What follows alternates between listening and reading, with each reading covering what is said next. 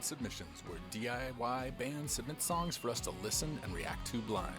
Every week, we'll bring a guest from the underground music, arts, or entertainment scene to help you sort through mountains of new music. We go in blind, so you don't have to. Blynd Submyshynz. Hello, everybody. Welcome back to a very sexy episode of... I thought the last episode was sexy. That was the last episode. was the last Welcome back to a episode. very regular, hopefully Super regular. quite fun episode of A Blynd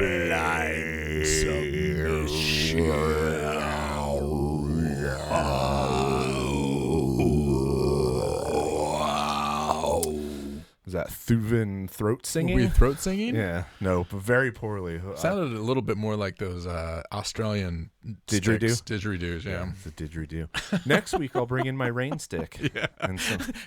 And my Diabolos. And I'm telling you, and this podcast is going to turn into an ASMR podcast eventually. a Chinese yo-yo. We're doing it. Blynd Submyshynz. That's what we're doing right now. Is that what we're doing? Yeah. So Yep. hope everybody's having fun out there. Hey, JD and I were talking ahead of time a little bit, and I'm gonna make a disclaimer. We're still learning things. Yeah. 23 episodes in, and that is in order to play the use Zoom, play the music so that the other folks can hear it, so that we can hear it together in the studio and not have any weird stuff, and then eventually get the podcast out to you. We kind of have to do a bunch of production shit, and that production shit impacts the quality of the audio for the music itself. This is a 3-hour long podcast. We cannot the service won't even allow us to upload a WAV file in stereo because it's too fucking big. So you're hearing a mono version that has been mixed and compressed and remixed. So For all of you newbies that didn't understand any of that, not even non-audio people, It means that what we hear is going to be totally different than what you hear when you're listening to the podcast. Yeah. So go to the original source. If you want to judge particularly things like production or understand our comments, you can get a flavor on the podcast, but go to the band's Bandcamp page and actually listen to it at the source, so that you hear closer to what we're hearing when we're listening and discussing. And the same is true for the guest. I mean, the guest is we're piping the music over the internet through Zoom to the guest. Zoom. It does not sound as intended. Well, luckily, Zoom allows us now to turn off some of the stuff that really messes with the audio, since we're not sharing audio through the Zoom screen share. So it's not compressing it or doing weird stuff to it, but it's still over the internet. So judge the actual recordings. Go and listen to the band's Bandcamp sites or wherever it is that we point you to for the music. Yeah. So long disclaimer there. What we hear is not what you're going to hear, but it's, close. It's in the ballpark. Anything else? We'll truncate that for next time. Yeah. What we hear is not what you hear. Blynd Submyshynz. Hey, as you can tell, there's no script to this show. I did not. What? I write a script every week. Fuck you. Well, if I'm running episodes, there's no script. No, there's no script. So have a really fun guest. So if you've been listening to this podcast, you've heard the intro and outro music, some guitar stingers here and there. You have probably heard the name Francis Roberts as the composer of that music, and Francis is now our guest today. Yeah. And he was also Trevor's album of the year, right? He was one of Trevor's favorite albums of the year. In fact, Church Recordings, Trevor's label, actually put out the King Gorm record, which is only one of the many insane things that Francis produced last year. So Francis is, a Trevor level creator. He's got, the band that I first met him in, Old Man Wizard, we've played with a few times. A second band that he started that released a record that made a lot of noise last year that we showed off my vinyl version of, King Gorm.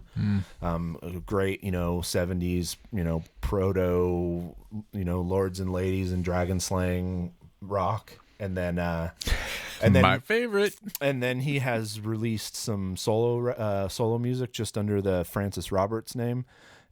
He's a composer. He's an engineer. He's got a full functioning studio. He's an analog synthesizer dork. He's a really good guy. And he's pushing really hard as a streamer and a YouTuber. He's much more than any guest we've had before. Also involved on the side of trying to create content and get people to pay attention to it. Yeah. So that's definitely something that we'll talk to him about. But before we even say anything or talk to him, I will just say go to his YouTube channel, Francis Roberts. One day there will be a short video about how to write a bass line or how to jazz up a bass line. The next day there will be how to start a dungeon synth project. The next day he'll be live streaming, and I've mentioned this a couple times. He live streamed one day from idea to finished song posted on Bandcamp, a collaborative song recording that he actually had other people record stuff while he was crazy while he was live streaming. So super creative dude. Super interesting dude. And I don't think we need to wait anymore before we just go ahead and admit him. We should bring him in. So we'll do some deedly-deedlies for him. Plug my computer back in. We did some, and there he is. How's it going, Francis? Hello. That's going good. I was just going to say, I know we're recording, but you have to give me permission to record if you want to do that test we talked about. Oh, yeah. All right. Inside baseball. How do I do that more? I don't know. In Zoom. There you go. Allow to record. Nice. Okay. Yes. All right. Yes. I am now recording. So awesome. Yeah. at this point, the audio will be good. From here. Yeah. No, inside baseball. Anyone who's a podcaster who has been working over the pandemic using Zoom and other tools like Zoom has run into all of the challenges of getting multi-track audio recorded from 5 different locations and having it sound like it didn't come out of a ghost butthole. Which is permissions, right? Yeah, ghost butthole. Well, that's when you hear it. And it's all echoey and stuff's cutting out everywhere. So is that like a ghost farts are echoey? Yeah, kind of. Okay, sure. Sweet. So how's your night? I heard you were just eating dinner. Yeah. Did you make yourself something good? Whoa, man, we are really starting off with a bang. Fuck yeah, Francis is a good cook too. I made like a completely absurd amount of Japanese curry a few days ago, and I have been eating leftovers for almost a week now. Nice. Oh, that's awesome. Yeah. I have food on the brain because right before we started, my daughter texted me a picture. 18-year-old daughter stood up this afternoon and said, "I want to make gumbo." And I was like, fuck nice. Yeah. so That's she awesome. is currently slaving over a pot of gumbo that I'm going to enjoy once we're done here and I get home and eat some dinner. That sounds fantastic. Exciting. So Francis is is this your studio where you do music production? This is my life. This is my bed is over there. that way. Behind Yeah, you. this is my studio also, and there's like behind you is a drum kit. To my left are the amps. To my right are the synths, which you can see, and in front of me is monitors and The MIDI desk. controller faders. So you can hear them. Motorized Bouncing, yeah? faders right Yes. there. Got you on, the rack of stuff over here to my left, and the guitars over here to my left also. Nice. So It's all just like command center. yeah, it's like when we had Trevor and he was sitting at his desk. Yeah. But yeah, it's so fun. I wish I had all of that stuff. It just takes how long have you been accumulating studio gear and sort of assembling your setup here? Probably that's a really good question. I would say that you know what, actually the oldest thing in here that I still use that I have been using this whole time, I bought in 2005. All right, so a long time. I've been putting this together for 16 years. Yeah. Yeah, unless you happen to have been born very lucky, to put everything together that you would want for a studio is not a cheap endeavor. And No, it's not. so long. I actually noticed right before we started this, I noticed that I have money in my bank account. Like, whoa. for the first time in my whole life, I have like like more dollars than I have had before because I like ran out of stuff that I needed to buy to like get my studio going. There's a few things left that I want, but like there's nothing else that I actually need anymore. And like now it's just going to be wants, and it's amazing. Like feeling like I don't like die if I if I lose any work or something like Yeah. that. Yeah, And no, it's not even like a lot of money. It's just like I'm in a position where I could save up to like buy a car or something. Nice. no. I could save money. Something else you don't need anymore. Yeah. No, exactly. I actually bought a car. I did that already, and I don't spend much money on cars. I only buy used cars that are like old, and I refuse to spend lots of money on a car. Yeah, I'm not a car person either. That the whole world of car people, like anytime anyone in my family, the one who's most likely to do it is my wife, is like, you know, staring at the bases hanging on the wall or looking at me at the table with my studio equipment or whatever. I just remind her that we have one car that we bought. It was a used car from 2012 that was about half the price of a new car. I'm not a car person. Imagine how much money those car people fucking go through. Well, the thing that's wild to me is when you think about a car from an investment perspective, it's like one of the only things where you can buy a new car and the act of buying it causes the value to go down so much Yeah, more it's than crazy. anything else you can possibly buy. Like there's no other thing that will depreciate in value more than a car by buying it. You're like maybe a pack of chicken breasts. Okay, sure. Something that can go bad. No, totally. I'm the same way. And I mean, Major investments. There are no other major investments that, by the time I was old enough to drive, I was already playing and in a band. And my only criteria for my first car was, can my bass rig fit in it? That was it. that was all I needed, and the rest was fine. So, you know, I've had a long string of Honda Civic, Honda Accord. I just wanted a car that would impress the ladies. Oh, really? So I bought a Mazda GLC, baby. I can't even. Just kidding. I can't even picture what is a Mazda GLC. I don't look like. know what cars A look Mazda GLC is their every car maker had this 2-door coupe hatchback. So there was like the Dodge Colt. Okay. There was like every car maker had one, but the GLC was the Mazda version. It was not a sexy car by any means. No rear doors, so it's a pain in the ass to get in the back. Yeah. And then a slanted hatchback, so you can't actually fit anything back there either. Fuck those cars. Yeah. But they were cheap, and every high school kid had them. Yeah, for sure. Yeah. My first car was a 1979 Honda Accord coupe, actually. Woo-hoo. Oh, with the louvers. We've talked about this before. With the louvers. Yeah. There you go. What was your first car? Rust colored. What was the first car you ever had? My parents had it was a 70s Mercedes that was like practically completely rusted out. Like it was Nice. It was a manual transmission, and like the stick shift had like rotted away. So like you had to like know which way the gear was, and it was all rusted on the sides and stuff. It was pretty sick. Like it was cool because it was like you didn't feel bad bumping into stuff. Oh yeah.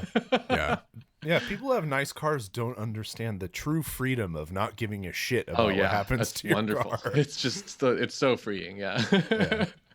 All right. So, hey, maybe we should have some music talk. So we did a little bit of intro. So talked about and I've been wondering along with Trevor over the last year, your kind of creative output, the number of music releases that you've had, the kind of the ramping up of the work on YouTube, and really, you know, pushing hard on building out content in the channel and getting subscribers.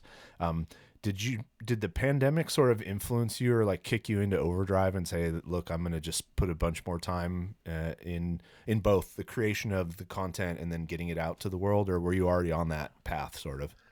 I would say a little bit of both. A great deal of the stuff that I create is me by myself. And I am really just one hell of a procrastinator, and not being able to like go out with friends, not having a commute anymore is like, you know, that's like a fucking time machine, right? Yeah. It's, teach a lot of music lessons and recording, like music production lessons at a place that's not my home. And I'm used to driving there almost every day. Because I'll even if I only have a few lessons, I'm still doing most of them there. So I'm driving out somewhere else, and not doing that back and forth is, like an extra 8 hours a week. And, an extra 8 hours a week when you don't have stuff to do after work. Yeah, the social calendar is a little. And yeah, my after work is usually like I'm going to be writing songs or doing something like that. And here we are. Like that's all there is to do now. So yeah, that's one piece of it for sure. The other piece of it is just, I mean, this stuff wasn't all here. I've been essentially putting like the finishing touches on setting up a studio. Like I think that I probably put together this incarnation of my home studio, which is the first one that I've felt good about, like making a high quality album front to back, like every step of the way. And I think that I essentially put this together like a few weeks before the first lockdown. Oh wow! Like I basically had it ready, and they're like, "Well, you can't leave your house." I'm like, yeah, one of the few people who's like, "Oh, well, all right, if that's exactly the way it's gonna be."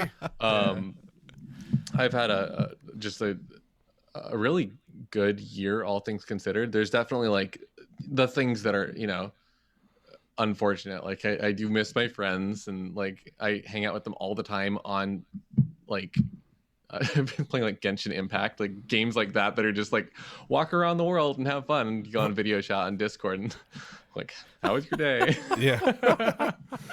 You sound like my kids. Sounds like Olive's kid. Yeah, Discord is running in one kid in the in the 13-year-old's bedrooms like all day, every day. Yeah. Oh. Yeah. So how did you get started playing music? Like what was the seed of all of this? I guess there's a couple of versions of that. You could think about like the all the way back version where it's like my parents had like toy instruments in the house. So there's like a toy keyboard and like a toy guitar, and like we didn't have lessons, my brother and I. We just just fuck around with the toys. And you did like the recorder class in elementary school, and yep, I remember go in the that. band, and they hand you like a clarinet or something, and you play like hot cross buns on the clarinet. You are and then... describing like my music. Like that was how I like. Yeah. Well, I mean, that's the way to do it. Like if you're a parent and you want your kid to be excited about art or music, you don't put them in lessons when they're 5. You expose them to it. You're like, hey, check this out. This is fun, and then they'll decide to do it on their own if that's for them, if they want that. Yeah. And that's sort of the position I was in, where it was like, well, I was in high school, and you're at a girl's house, and she's got a guitar, and she's like, here, I'll show you how to play it. I'm like, okay. Like, I would love to do that, like, and talk to you. So anyway, that is the real story. The next story is basically one of my dad's friends had a daughter who played guitar, and she taught me how to read guitar tab, and nice. I started like seeking that out on my own. I knew there was a guitar at the house. I dug it out. It was like in the closet somewhere. No one used it, and I that was like early like ASCII tab or internet. Like, yes. 2000 something, 2002, 2003, something like that. Yeah. And then I got a job like my senior year of high school, saved up some money, and bought a guitar, and kept playing it. And here bands. We are. Yeah. And so that was the beginning of that. What about like early musical influences? Like what bands made you be like, I want to do that? Yeah. That's a great question. I would say the stuff that got me from being aware of music to wanting to like seek it out on my own. Yeah. It would have been Led Zeppelin, Metallica, The Offspring, probably in that era. I know that Blink-182 is one of the bands that like initially sort of got me excited about, like, it looks fun to be in a band. Because I mean, their Yeah. music videos weren't about being in a band; they were about streaking, right? And so that was like fun. But I was kind of past that by the time I actually picked up an instrument. And there were some other ones. Let's see. The first CDs that I got into music when CDs were really popular, and I bought a greatest hits album from Ronnie James Dio. Oh yeah. And the Nirvana one, the Nirvana like greatest hits album with the extra song or two on it or something like that. That was another early CD. I had a friend got that one for me. And for was my birthday. was Metallica and Zeppelin on at the house? Were your parents listening No. to it, or you were just exposed in the culture? I found it like You just because found because I was interested in guitar. It was like you start looking up like what do you listen to if you play guitar, and it was like you play Stairway to Heaven, and you play Stairway to Heaven, and I mean you play Nothing Else Matters if you're learning how to do guitar tab, because that's it's the clear example of here's what guitar tab is. 0 0 0 0. These are the strings, and then after you play the first few measures, then you add some numbers that aren't 0 and learn your way up the neck. Yes. It's like the old joke bass player's tattoo, which is the bass tab for really pick any for Running with the Devil. Oh yeah. Dun dun dun dun Yeah. dun dun. Yeah, it's funny. I never really got into reading tab. I was always like a ear and visual learner, so it was like I had to listen or watch people. Tab still, and I can't sight read. I can read slowly, but I can read better than I can read tab, which is weird. Reading's better than tab. And I learned tab because like that's what people were doing at the time to learn how to play guitar, to teach themselves guitar. And looking back at it, like after. I don't know how I was doing that. Like it was basically like a tool to help you learn a song by ear. You can't learn a song properly from tablature most of the time, especially the ASCII tabs, because it doesn't notate rhythm. So you still have to figure out a great deal of it on your own. Yeah, I wonder in the age of the internet and video, if tabs is really just done. Like there's really no. I can find a playthrough. People still do it. They do? For sure. Yeah, absolutely. You can find a video playthrough of any song. A lot of times they'll have tab running on the bottom, but I just don't look at that part. Yeah, I think that a lot of kids will. When I'm like, if I'm working you with would know, kids, you're a teacher. they'll often bring me tab and be like, I want to learn this, and I'll help them through it and show them like some other ways that they could support it. And usually, you end up in the place where looking up a YouTube video is better. YouTube, in my opinion, is one of if not the most important like advancements in education in history. Yeah.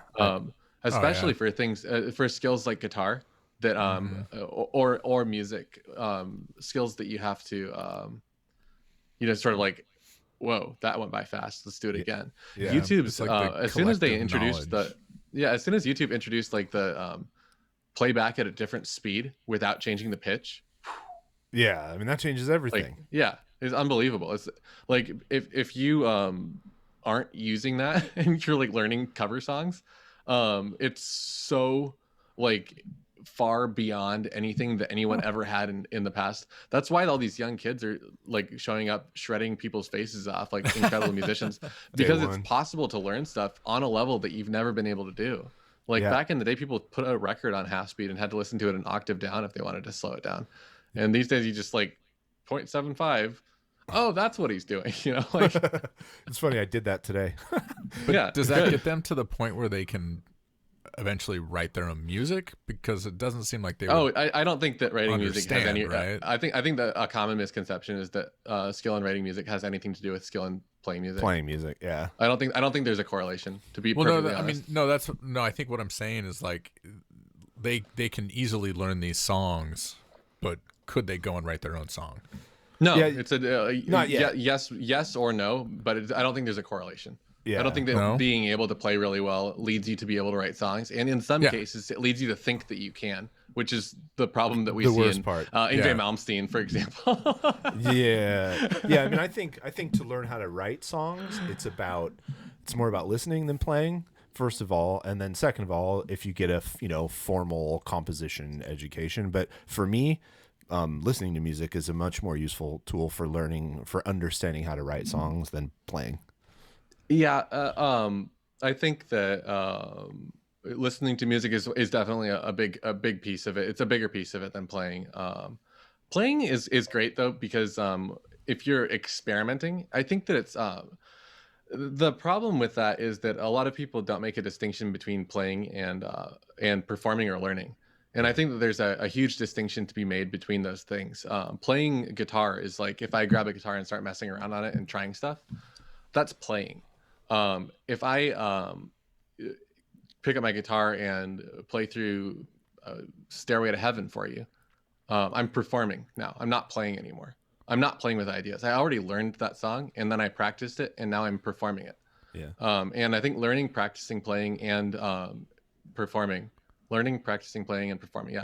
are all very different things. It's almost like you're a music teacher. Yeah. You know what's funny? Yeah.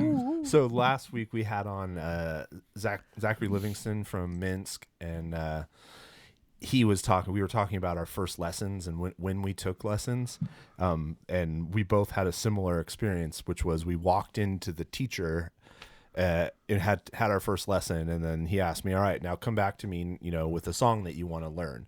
And after my first lesson, started playing bass, I told him I wanted to learn how to play Rush, of course. Slagliata. No, not La Villa Strangiato. That's a hard one. I remember trying to learn that one when I was a teenager. It was just Tom. It was just Tom Sawyer. But his reaction was just like, no. So have you ever had a kid come on day one and go like, yeah, right this week what I want to start working on is whatever, pick some hard fucking song that he's probably not going to figure out. That's a good question. I think I have had that happen, but I usually don't respond with a no. It's usually more like, here's what we have to do to get there, and it's a lot of work. Yeah. The thing. So I mostly work with teenagers now, and it's fine. It's not. I wouldn't say that I have like a favorite age group to work with. I definitely don't like working with young kids because it's usually like what I was saying. Their parents put them in there to try to expose them to music instead of exposing them to music by having it on in the house. Yeah. For example, and like a 5-year-old kid who's never listened to music before for fun is not going to get anything out of a guitar lesson. No, literally nothing. And then they're going to be traumatized. They're going to think something's wrong with them because they can't get anything right. Yeah, it's you got to expose kids to music to see if they enjoy it as like a fun thing first, and then but yeah, I guess I'm trying to think of similar things to that. Adults are more of a problem when I teach lessons to adults, because adults will come with expectations of like, I'm good at things already, and here's another thing I want to be good at. Yeah. Show me the shortcuts to get good at it, and there aren't any. It's like the shortcut to getting good at guitar is stopping doing other hobbies so you have more time to practice guitar. It's like it really is just if you have guidance, you'll go faster. But it's setting aside time for yourself, and your instructor is going to point you in the direction you need to go in. But at the end of the day, like a half hour or even an hour lesson once a week is not even close to enough to get good at it. And it just takes time. It's really just, if you like it enough, you'll put time into it, and then you'll get good at it. 10,000 hours, right? Yeah, well, and that's why that's why the teenage years are so perfect. Yeah. And, summer vacation. Well, and it's a certain kind of personality too. I mean, I'm coming up with this on the fly, bullshitting as I do with most things. But like, you think about like the kids who get really good at guitar in particular, and then end up probably playing metal, as teenagers is a kid who was willing to forego everything when they're 14 or 15 or 16 and just lock themselves in a room and play the fucking guitar all day. And that's a good chunk of a personality type. It's not a whole person, but any kid who elected to do that in their teenage years, they probably have like a similar set of experiences, a similar life view, similar kinds of relationships with other people. It's like, I think it's weird that all these, people we meet seem so cool and are so nice and are so, a Ryan, a Trevor, a you. You're not the same person, but there's elements of your personalities that remind me of each other. And at one point, you guys were all 15-year-old, 16-year-old kids locked in a room for hours a day with the like mania to fucking learn how to play guitar or whatever else. Yeah, it's the same thing as like SimCity or Minecraft, I think. Yeah, it's like, oh, here's this thing where it's like you see what people do on it, where it's like, yeah, oh, that's cool, I want to do that. And then the difference is like some people will see it and like want to do it, but not really. They want the finished product. Yeah. And completely. I think that what you're identifying, the like sort of personality type you're identifying is I know that I enjoyed the process. Like it was fun for me to sit down and learn new riffs or figure stuff out or experiment on the instrument, like see what sounds it could make. Like that part was fun, and honestly, like that part's still more fun than the finished product for me. That's why I write so much music, because it's like the writing of the music part's fun. I have songs. I think that I was just thinking about this today. I have at least one album I saw in my Bandcamp that I don't think I could name a single track from it. I don't know the names of I don't know what songs are on it. I saw the album. I'll just like write albums sometimes, and I'll be like, put them out, and then I don't know what. Like if you're like, oh, you're a fan of Francis Roberts, name 10 songs. It's like, so what you're saying is you couldn't like play any of these songs live. No, because you would you recorded an album, put them out, and forgot about fucking them. way. Everybody's at your show, they're like, play that one song. You're like, I don't know it. I was listening. I'm working on a new Old Man Wizard album, and it's so close to done. And I was listening through it, like just to like check all the details and stuff. And I was like, oh my God, I hope there's never a show again. So I'm never expected to play these songs. They sound really hard. So that's all you in the tracking for Old Man Wizard? No. Old Man Wizard, the tracking is us. It's all of you. Okay. Yeah. I thought so. So I do write the songs, and a great deal of the songs I will write like the bass parts, and I will write the drum parts. That's not necessarily by choice. I just like to present demos of completed songs, and a great deal of the time, like, you know, like that bass line sounds great for the song, so why change it? And that drum part sounds great for the song, so why change it? Things that I won't try as hard on is like things like drum fills. I know Chris likes playing their own drum fills, so like I don't go into a great deal of detail when I'm making my demos. Yeah. And then Chris will make their own fills, basically. So that makes sense. Bass lines. There's sometimes songs, like there's usually one song on each album where it's like, okay, I kind of want like a little bit of a J fusion thing going here, so I can't quite play that. I'm not good enough at bass to really get that sound right. And here's the idea of it, and Andre, go ahead and play it, and he'll kill it because he's incredible at that style. Have you heard Kirby's Dream Band, by the way? Yes, I have. Okay. I've gone down a video rabbit hole of Andre's other projects. He's the bass parts in that are insane. They play Nintendo music. Oh, but a full live band. What's it called? Yeah. Kirby's Dream Band. Oh. Yeah. Yeah, I mean, that's one thing that strikes me, that, you know, so we talked about the solo stuff, the King Gorm, Old Man Wizard, but, you know, you had another life playing fucking pirate music. You surround yourself with people who play video game music for a living. I love it. But what are some of the weirdest projects you've been involved in? Oh, I wish I had a really good answer to that. I must. What was the pirate band called again? That one was called the Dread Crew of Oddwood. That's right, the Dread Crew of. Are they still active? They are, yeah. Yeah. So they haven't been terribly active lately, but I know there was like a they did one of those like edited together like live COVID shows right at the beginning of the pandemic. So that's the most recent thing I've seen. I know they have a new album. I don't know if I'm supposed to say that. I know they're shopping an album to labels right now. We won't say anything. Yeah. Yeah. I was talking to Reese. Of listeners won't say anything. Yeah, I know. I was talking to Reese the other day about how we both just got turned down by like pretty big labels, but we like got the opportunity to put our stuff in front of them like at the same time, basically. So it was like they were, I don't know, it's like Napalm or something, one of the big like metal labels, and I was talking to a relatively big hard rock label,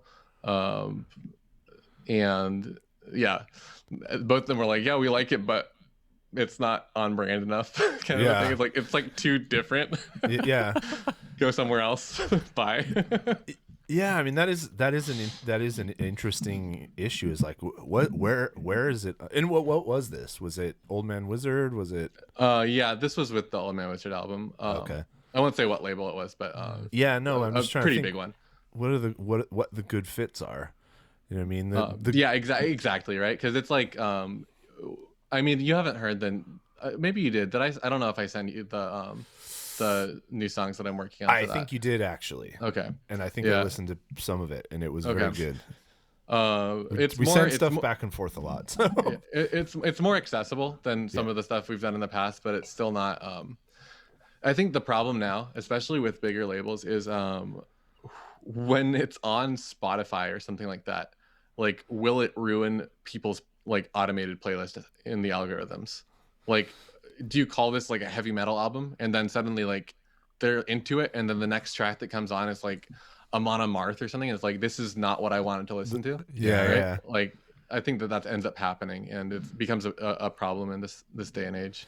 There's a nice kind of middle tier though of eclectic labels. We've been talking about a few of them. Yeah. But, you know, everything from, you know, Trevor's real familiar with Shadow Kingdom, who has a pretty diverse kind of set of releases, or even like a $20 spin, which you know leans to the more extreme side, but it's still kind of like out there. But they like have really strong distribution, so on the physical side, they end up moving a lot of stuff, which is super cool. Or then, you know, the very curated labels like Sargent House or like Sacred Sargent Bone. House is pretty solid. I think that's a great example of a label that does eclectic releases that, you know, you wouldn't really expect them to be on the same label, but when you go through the roster, it's like, whoever's deciding, making these decisions is making good decisions. Yeah, for sure. And I forget the name of the woman who runs Sargent House. It's also like, I forget also. Is it the same person from the what the hell is that band called? There's like a 3-piece band. What? I can't remember. There's Sargent House? Yeah, is the person that runs that label in a band? I'm not sure. Okay. Someone can yell at me. You're probably thinking of Ben Vreeland's. Well, there's Helms Ali. Helms Ali. But I don't think he runs that so label. is members of Helms Ali have another band? I thought it was one of those people that ran that label. It might be. Probably. Okay. Yeah. I don't know. Ben's an interesting guy. I'd love to have him on, because Ben, that would be cool. Yeah. He runs a really successful, you know, kind of boutique amp and effects business. He's got a bar in Seattle that's like inspired by Disneyland, this like heavily themed like tiki bar or something, jungle themed. I didn't bar. know that. Yeah, his amp shop was like down the street from my dad's house. Oh, really? So nice. Yeah, like when my dad lived in Seattle years ago.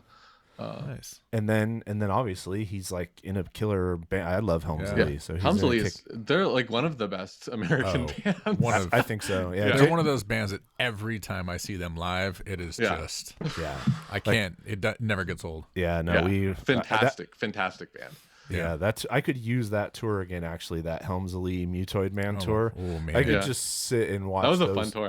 I remember going to that. Yeah. yeah. I miss going to shows. You miss going to shows?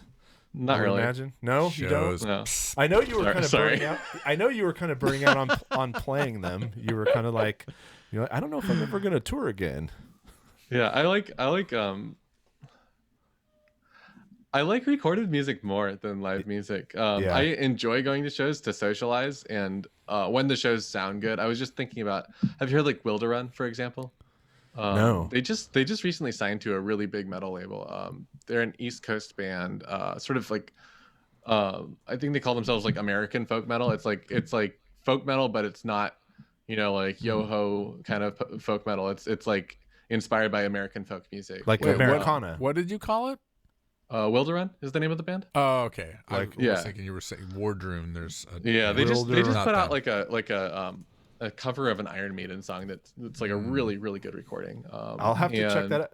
That actually came up the very first episode with Susie, because she was talking about going to see the High Lung show, and we had this conversation about how American metal doesn't do folk well, like the Europeans do. Like we haven't figured out how to reach back into our folk music. Yeah, and that's what this band is, and it's like it's really top tier, and they're like one of the only metal bands I've ever seen that like really put like an enormous amount of effort into making sure that they sounded and looked great on stage without being like hokey. It's like they weren't trying to be like, we're wearing costumes, but they when I say looked great, they like bring their own lights in a way that's like meaningfully related to the music. Like this is crazy. You're gonna love this. They have a laptop on stage. They sound phenomenal. Huge sound. I've known some of them for a while. I remember asking one of them after the show, like, so what's in the backing tracks? Because I feel like everything was kind of represented on stage. They're like, oh, there aren't backing tracks. I was like, wait, why was there a laptop and why does the drummer have a click track in his ear? It's like, oh, the lights are on the click track. What? I was like, that's why they were all lined up with the music so well. Oh my God. The drummer they had their sound mix.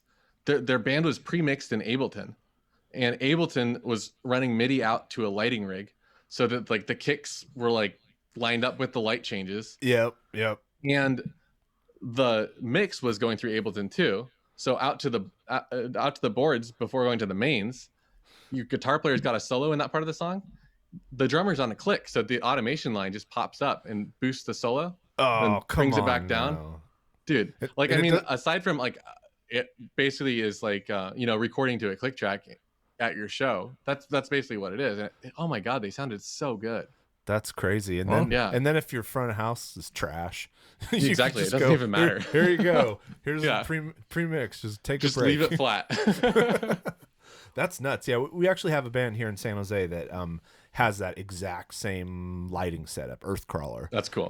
The whole thing is like programmed out and running off the click and perfectly timed to the music.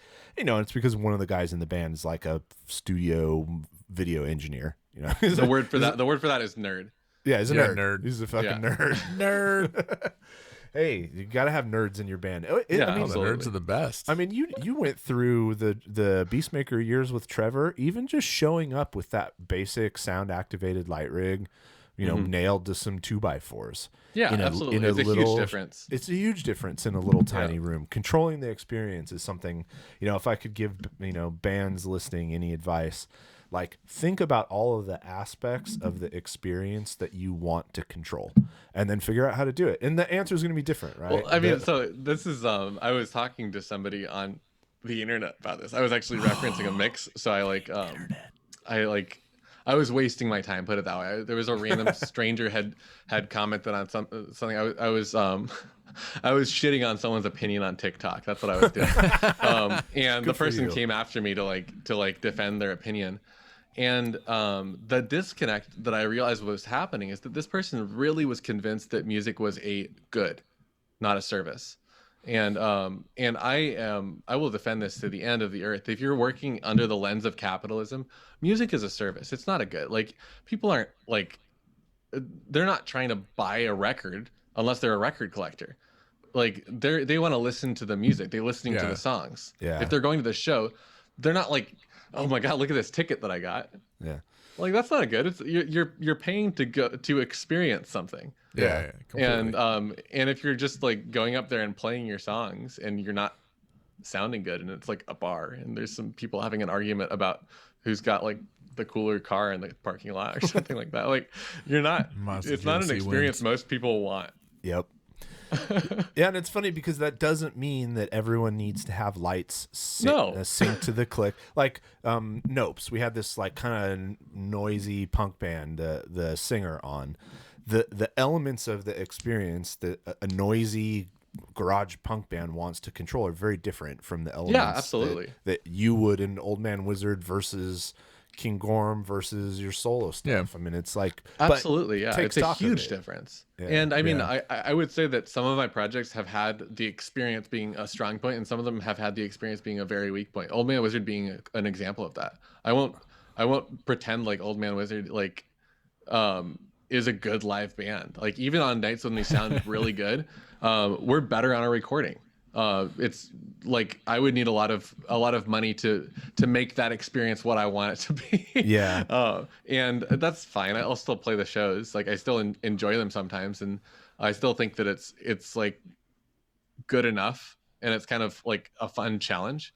But like I would love to have like a stage set with that and like a mossy hill to like walk up on and play my guitar. You know? a tiny Stonehenge. Like exactly. How could you not want that? Yeah.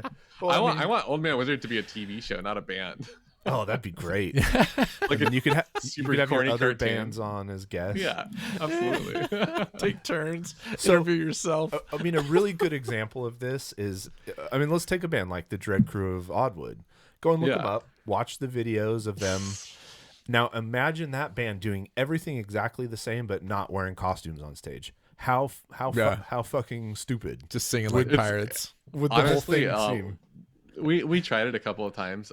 It's just to see what it was like, and really it was actually like it felt the same in a really weird way. Yeah.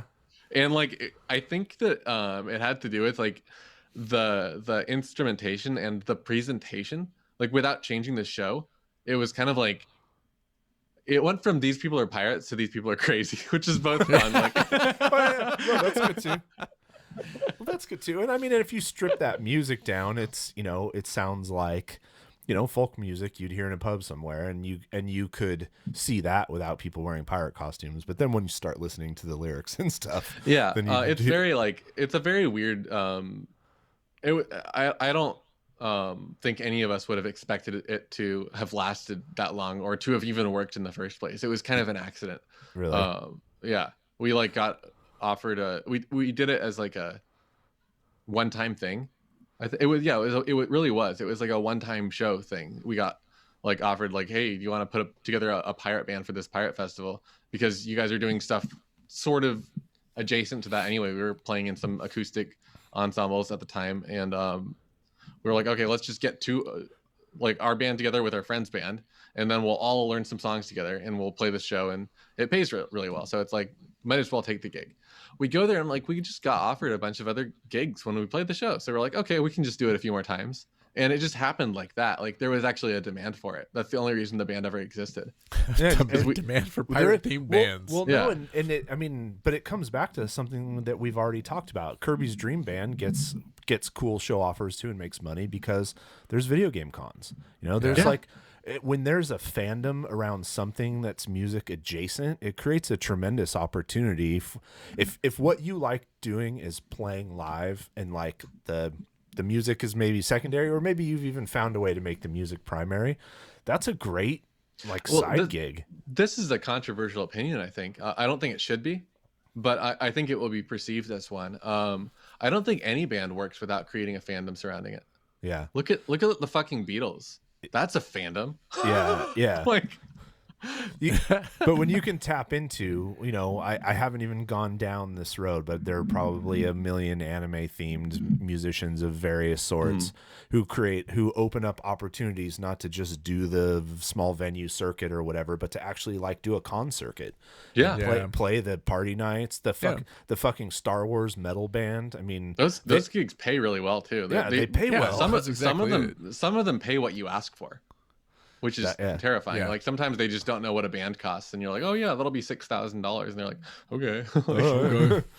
Sounds good. We have this huge budget. Huey Lewis wanted 10 because all these crazy nerds are coming in costume. Okay, cons usually don't have $6,000 for the band, but some gigs do. Yeah, no, it's weird. It's an interesting thing to think about because most people serious about music have probably been in multiple bands or are in multiple bands, and that's a good one to kind of add to the list. The band that can do those one-off nice paying gigs as a way to get your next piece of studio gear, or the amp that you want that you can't afford or whatever. Well, who was the guy from Therapy, Micah? that would go up to Bend every year. Oh, yeah. And like go do cover. They do. There's like outdoor festivals all over Oregon, and they just play covers. They just do cover gigs, and he makes enough money in the summer playing cover gigs in Oregon to fund the rest of his year. Yeah. So I mean, he tours with Therapy, is like crazy hardcore band, and then does this in the summertime. Is that the band? Is that the same Therapy with Blaine and Sean? From It's THRPII. Oh, okay, Looks different. There's a San Diego band that's excellent called Therapy. I think they're from Seattle. Yeah, they're Pacific Northwest. Pacific Northwest. Yeah. All right, so hey, should we listen to some music? I think we have. Yeah. I think we have come to that time. Francis, this is what you've been waiting for. This is what you've been waiting for. This is what I've been dreading. I hate it. No, there's no reason to dread it. No one could be worse than Trevor. And Trevor's the meanest thing that Trevor did was ultimately just dismissive. And I laugh about it. I go back. We should clip that one out because he was waiting. He was waiting for his new amp to show up because he just got worked his deal with whoever it is. He's got amp maker. Yeah, his amp sponsorship. It was Diesel, right? Or was it someone else? No, I forget who it was. Someone else. But he gets a knock. We're playing the song from the band, and he's like kind of half paying attention, and then there's a knock on his door. The delivery guy shows up. And he just takes off, and then he comes back in, and he's like, God damn it, I didn't get it in time, and they didn't leave my amp. They just left this, and it was like the little foot switch. so then he's like opening the foot switch and showing it to us, and after a couple minutes, I was like, so what did you think about that band? He's all, I don't even remember them. I think they know what I think. I think they know what I think about them. And then he just moved on. They just moved on to the next thing. So. Oh man, everybody on that episode is probably feeling so down. Oh no, that was fun. That was fun. Oh, wait, just wait until I start opening my mouth. You'll be able to tell when I'm trying to be positive. Oh boy. All right, so I'm gonna share my screen so that you can see. Did anyone send one? I made a post saying that I was going to be on this and said send a link. We did get some new stuff, and some of the new stuff is something that I grabbed, but I'm not sure that if they mentioned that they. Okay. We do have one special submission actually that I'm really excited about. Really? Yes, cool. Yes, we do. But that's not the first one. Not to say that I'm not excited about this one. I just don't know either way because I don't know it. So the band here is confusing because the linked name of the band is Scum Alice, and then the artist in the upper right hand corner is Naughty Hill. Huh. Maybe it's the label.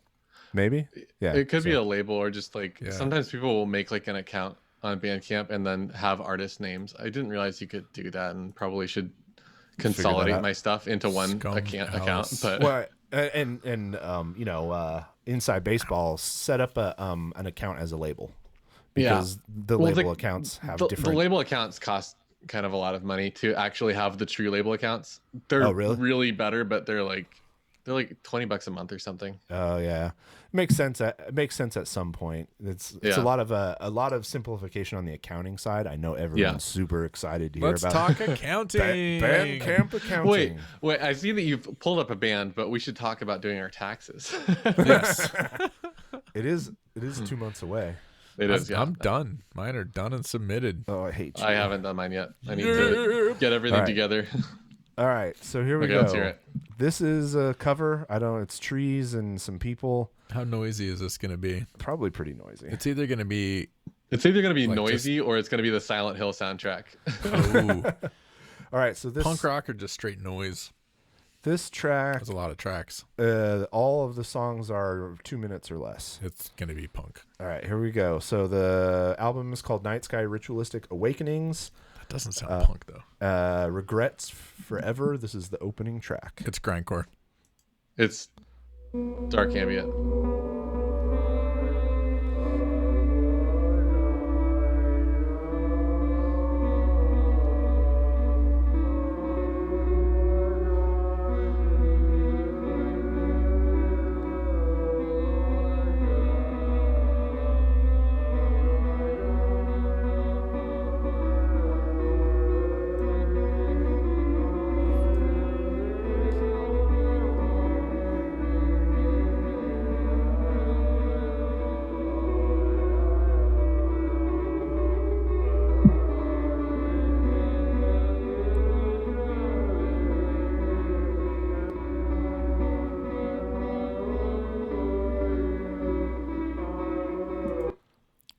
can buy the entire digital discography for $1.30. 90% 43 albums. off. That was scary. Releases, not albums. It could be Releases. singles. Yeah, releases. Could be Well, that's singles. what it's Yeah. releases. All right, so did you see what I highlighted there? For Yeah, those that's when I said dark ambient. I just read that and I was like, You "Oh, just this isn't read- gonna be Oh, fun." you had This- read that. Yeah. Oh, okay. I just noticed that when I said that. Yeah, this is Gotcha. uncompromising, tense, lo-fi surrealism, improvisational music. Not our first improvisational artist, from a mysterious and manic mind of an artist who wants to create experiences. So this What is- we were just talking what about. we were Yeah. just talking about. You get high on a Friday night, go to your recording room, All right, so push record. so if we pick any track in this, do you think it's going to sound roughly like that? So I actually kind of wonder that first one. It says improvisational. I didn't think about that when I was imagining it, but I initially thought that was like a sort of butchered up sample. Yeah, Like- there's some. And maybe it's not. Maybe it's someone actually kind of like singing into like a bunch of reverb and effects or something like that. But I initially thought they had found like a sample of some chanting or something. Oh, like that's that. what it sounded like to me. Yeah. Yeah. Here, let's that track only has like 30 seconds. Let's let it Okay. finish out.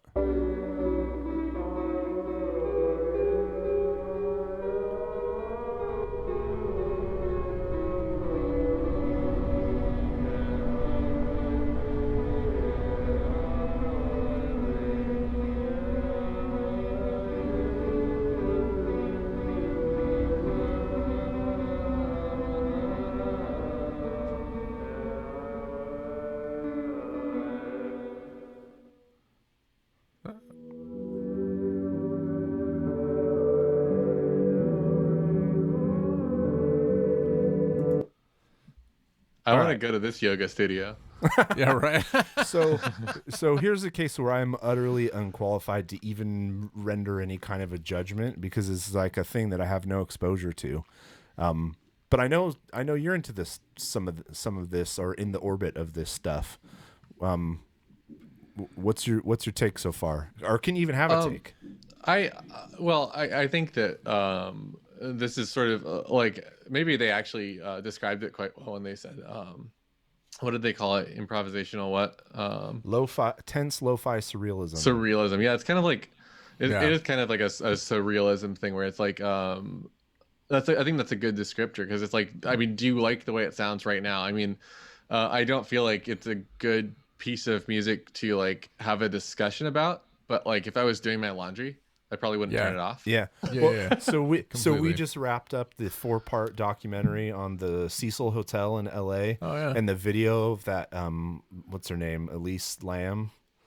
That like she's in the elevator and then she kind of like pokes out and she's like kind of acting real freaky. It was a big video on the internet. Yeah. And then they ended up finding and then she disappeared and they ended up finding her body in the water tank on the roof of the Oh, I've heard that story. okay. Yeah. And so the docs, it was weird. Like we started it, but my daughter's like, but we already know how this ends. We already know they don't really know exactly what happened, but they just think that she like had some kind of a, psychotic episode. And that's all there is to it. And a lot of the documentary focuses on the internet sleuths who went down a rabbit hole and ruined this poor black metal musician from Mexico's life.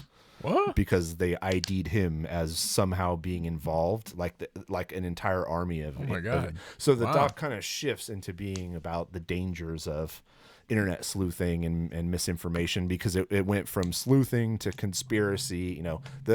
Interesting. I thought you were going to say the dangers of being in a black metal band. This music would have fit in a bunch of different spots during that Yeah. documentary, sort of as a bed Yeah. underneath. I What think was that's going the on. thing is, soundtrack. with this, Yeah. it's. I mean, how do you?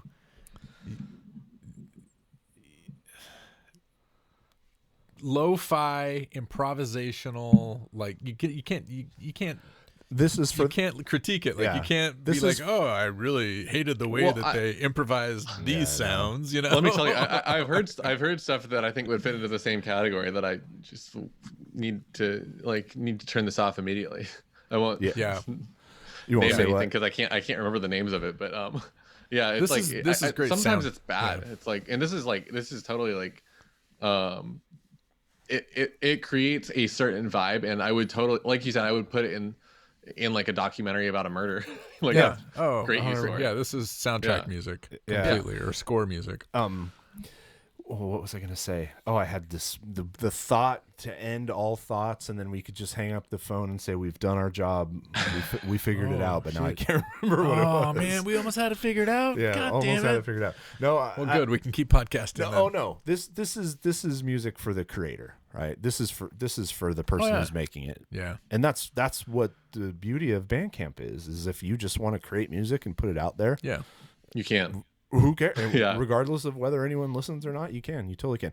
I've told this story on the podcast a bunch of times about waking up on a Sunday morning to finding you live streaming the creation of a song, collaborative song from start to finish, to posting it on Bandcamp. I mean, that wasn't because you thought that was a song that the world needed to hear. It was because look at how we can capture this cool process and create something It's together. about capturing the process. Exactly. Yeah. Exactly. Exactly. I love Man, that. we are having world-saving ideas and making up new words. All right. So I don't like to do this very often. The second submission is not on Bandcamp. It's actually just a Dropbox link. Wow. These are the good ones. Are you scared? Okay. This is some underground shit. Yeah, this is like when you don't bother to put it on any sort of a service, it means it's either brand new and nobody's heard it before. Okay. Or So I'm not going to poison your opinion anymore until after we listen to it, but there's a story. It's not I mean it's not like there's a story behind this. It's not a detailed or interesting story, but it's not random. All right. Okay. The band is called Soul Seller, and the song is called "Help Me Find a Way." Final 2_5.wave. I love that they're using like those technology based names. I assume the song is called "Help Me Find a Way." Badass. Okay. Not dot wave.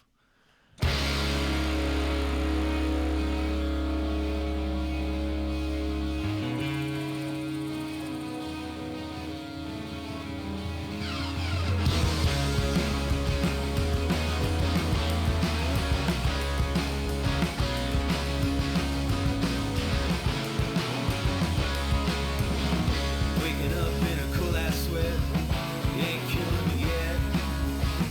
Got a monkey living on you now, dark side of town.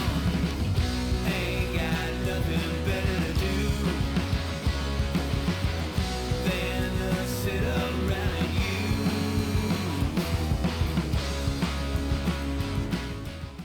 That is some smoky bar music Yeah. right there. So clearly somebody demoing something.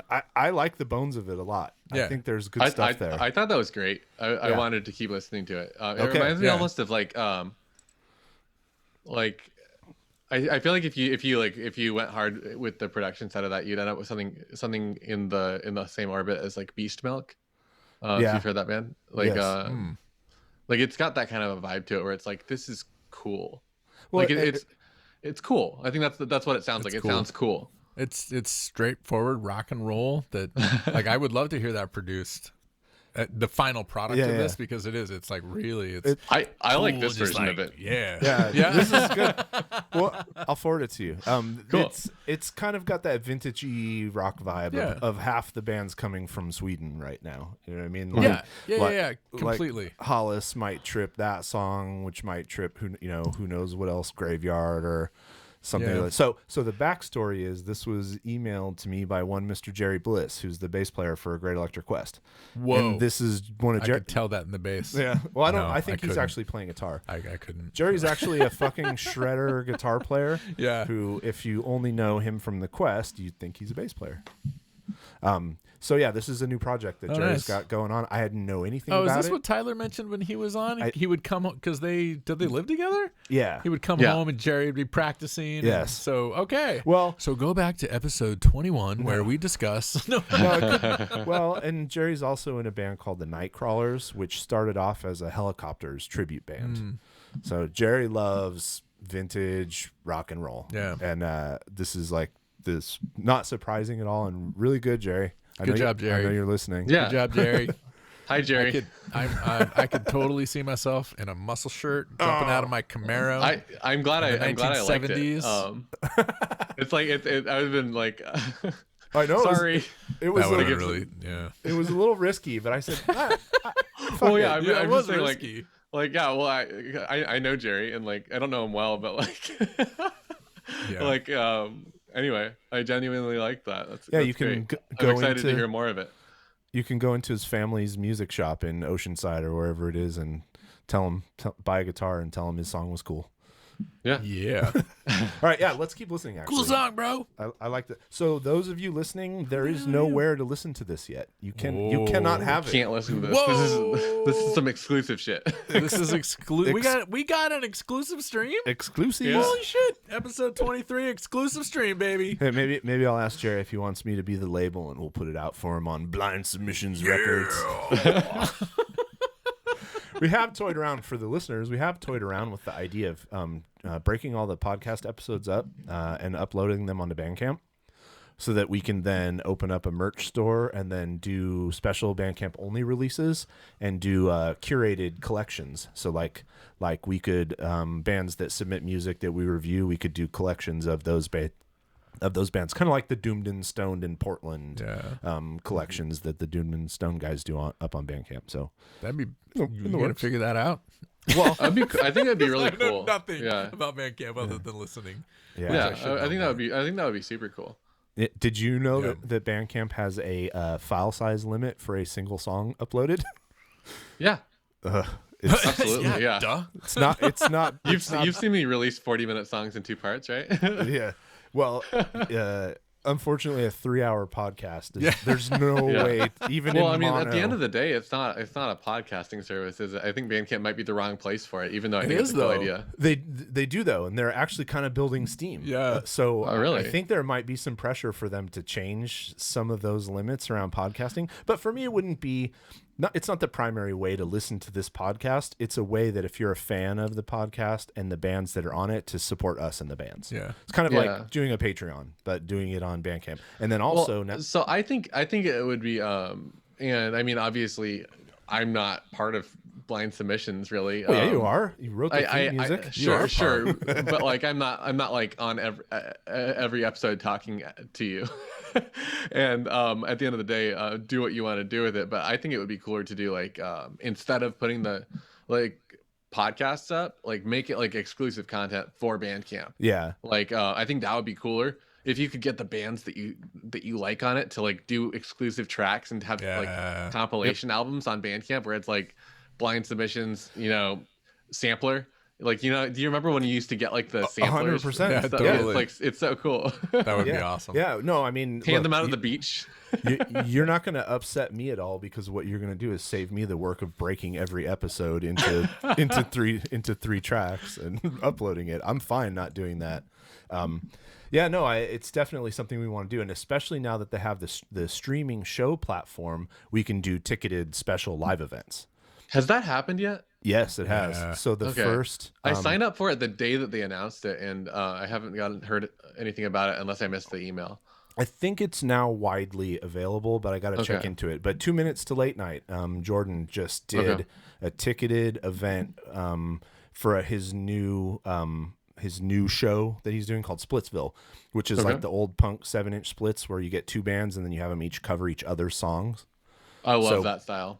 So basically, presentation. the stream was 15 minutes. Jordan did an intro. One of the bands played a song. Jordan talked a little bit. They played the second song. They wrapped it up, and they had exclusive merch that you could only get if you were on the stream. A 7-inch and That's a T-shirt. cool. And what did he say? They sold 3,000 tickets. Holy that. fuck. That's Yeah. amazing. 3,000? Yeah, because we Wow. saw it peaked like simultaneous view. It's up for 24 hours, but it peaked simultaneous views at like 1,600. Yeah. But yeah, they sold Damn. like 3,000 tickets, $5 a piece. That's surprising. I wouldn't even think someone with a following would get that many on a show like on Bandcamp. That's Yeah, cool. he's definitely kind of gone over the tipping point, and that the anthem video with Danny Carey and Yeah. I mean, I'm familiar with his stuff, and I don't know him, so I mean that does say but something. that's about crazy. His like, that's still like pretty insane. Especially, I mean, like the thing that's baffling to me is that it was that successful, and I didn't hear about it. Like that stuff is usually in my orbit at least. Yeah, totally. And like I don't know how I didn't hear Jeff about that. if posted was about so it like 18 successful. times on Facebook. Yeah, that's How'd you miss that? It's about the algorithm. Yeah, It's not- I even Facebook shared doesn't. it. Facebook isn't. I think that's a problem that a lot of bands are experiencing right now without really understanding what the problem is, which is that Facebook isn't for music.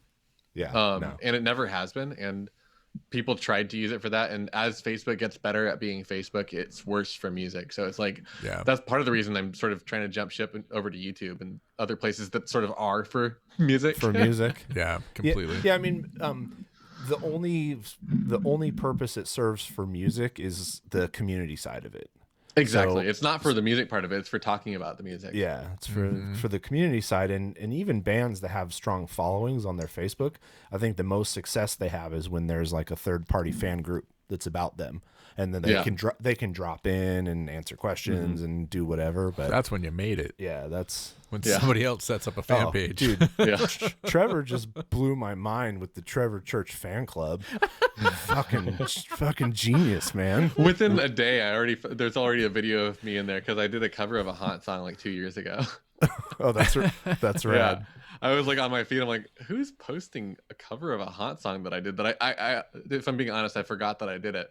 It's a video, another one of those songs that I posted that I forgot about. But I was like, oh, this is cool. And people were like, oh, I could use a whole album of this. I'm like, is there a market for me to make like synth covers of Haunt songs? Maybe I'll do one more. That's what I told them. I'll do another one, but I won't do like a whole album. All right, so let's listen to some more of this. Okay. Let's play a game. Does the song have a guitar solo? I don't know that. Yes, answer. of course. Doesn't sound like it will. I don't think so. You don't think so? Okay. Really? No. There's gonna be a sweet guitar. It sounds like then- it's kind of proto punk, so it's like a coin flip, I think. Yeah, and then because then the second game we play is here's my guess. My guess is there's a guitar break that is that some people might not want to call a solo, like a written melody part, like a melodic guitar break. Yeah. Okay. That's my guess. So I'm looking at the waveforms of the song, so I can that's guess. cheating. I can kind of guess where it might be, but the song is 4 minutes and 51 seconds long. When would okay? the So there's guitar solo definitely be? an instrumental break if it's that long. I think. Yeah. All right. Let's hunt. Let's see if we can find Is it right there in the middle? No, we got something coming here, so let's just.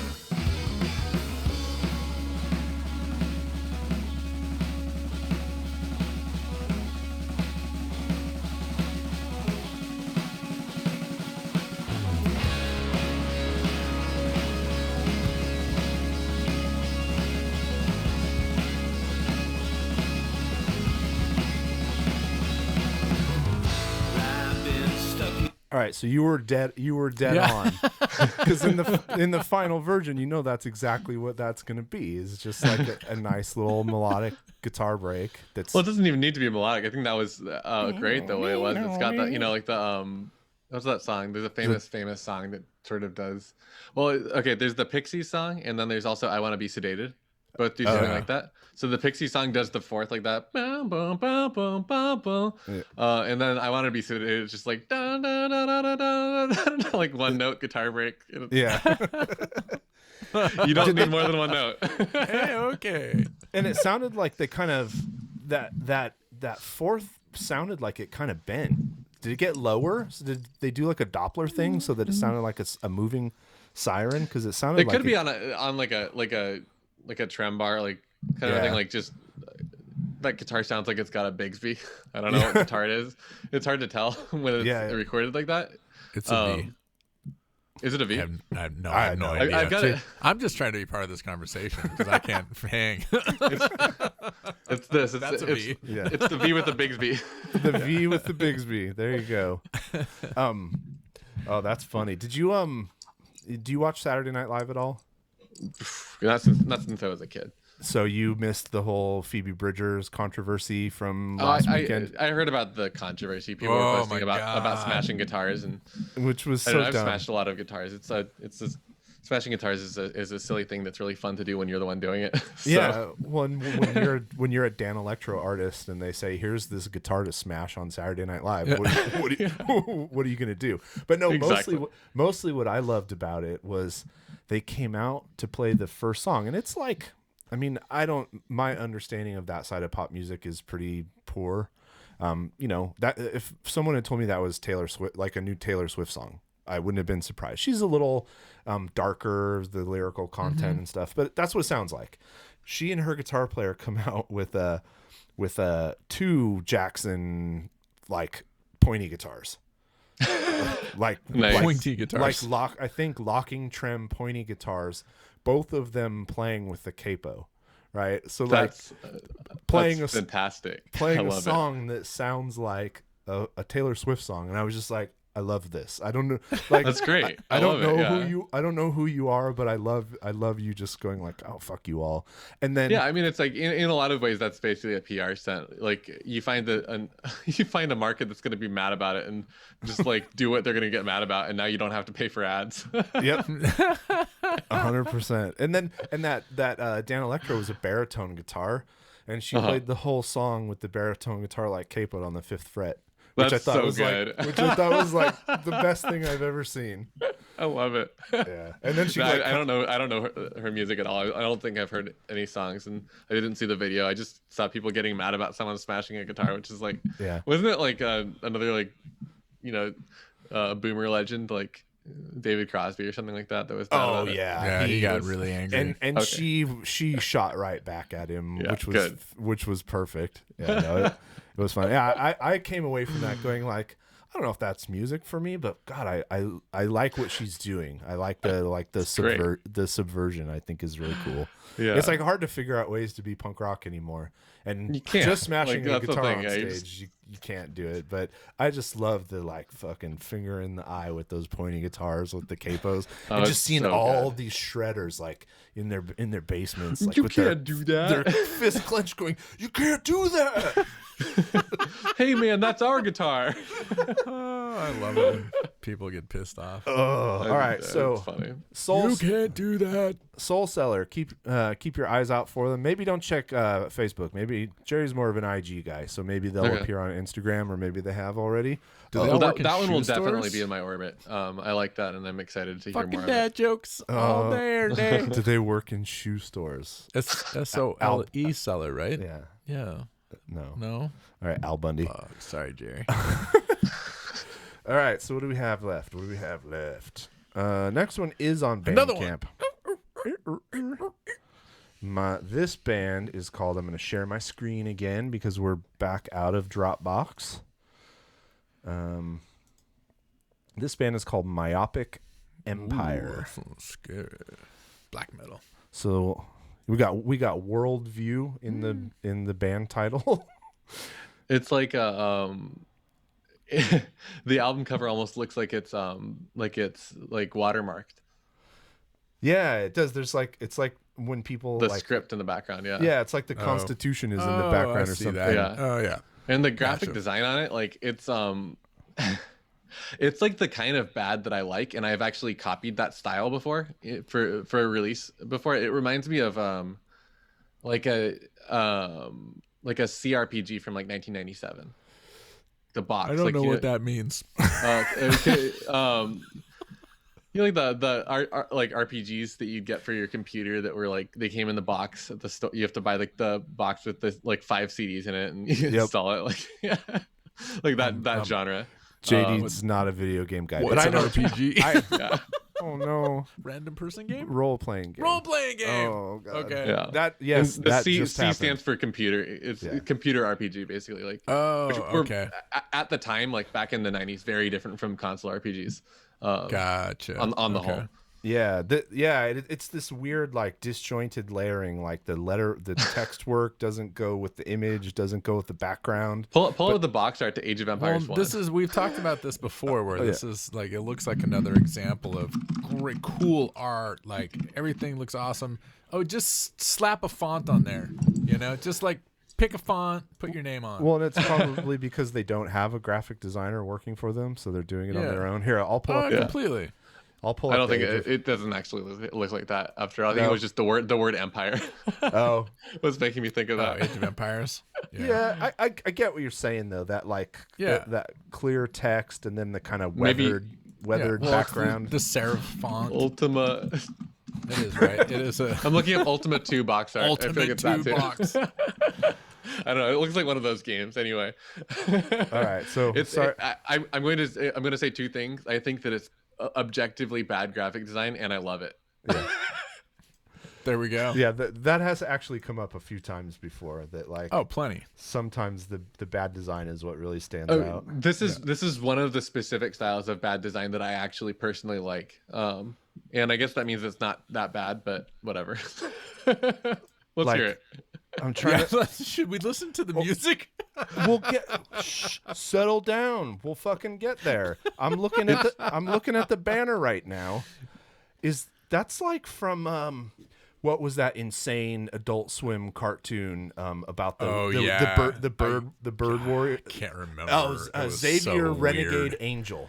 It's Did like you ever watch- it looks like a doll or something. Yeah. It looks like CGI from I don't know what 1994. it is. It's It looks like crazy. a not Barbie, but like one of those styles Gotta of be a dolls. YouTube channel. Yeah, Weird. seriously. Have you never watched Xavier Renegade Angel? It's insane. Francis? Doesn't he have like No. horse Okay. legs or something Okay. too? His legs, he has like backwards jointed horse legs, and he just like goes around trying to solve problems, but he fucks everything up. And there's always like he's always doing psychedelics. The weirdest. It's a Weirdest. It's a fucking trip, man. Oh All right. god, that sounds weird. Okay, All right, Myopic Empire. Myopic Empire. The song is called Sunwalkers. They are myopicempire.bandcamp.com. Seething with nihilistic rage. Oh, I God. thought that Soundtrack was to the them. Armageddon. Oh, I almost said something mean. Which suburb do they live in? Sorry. Here we go.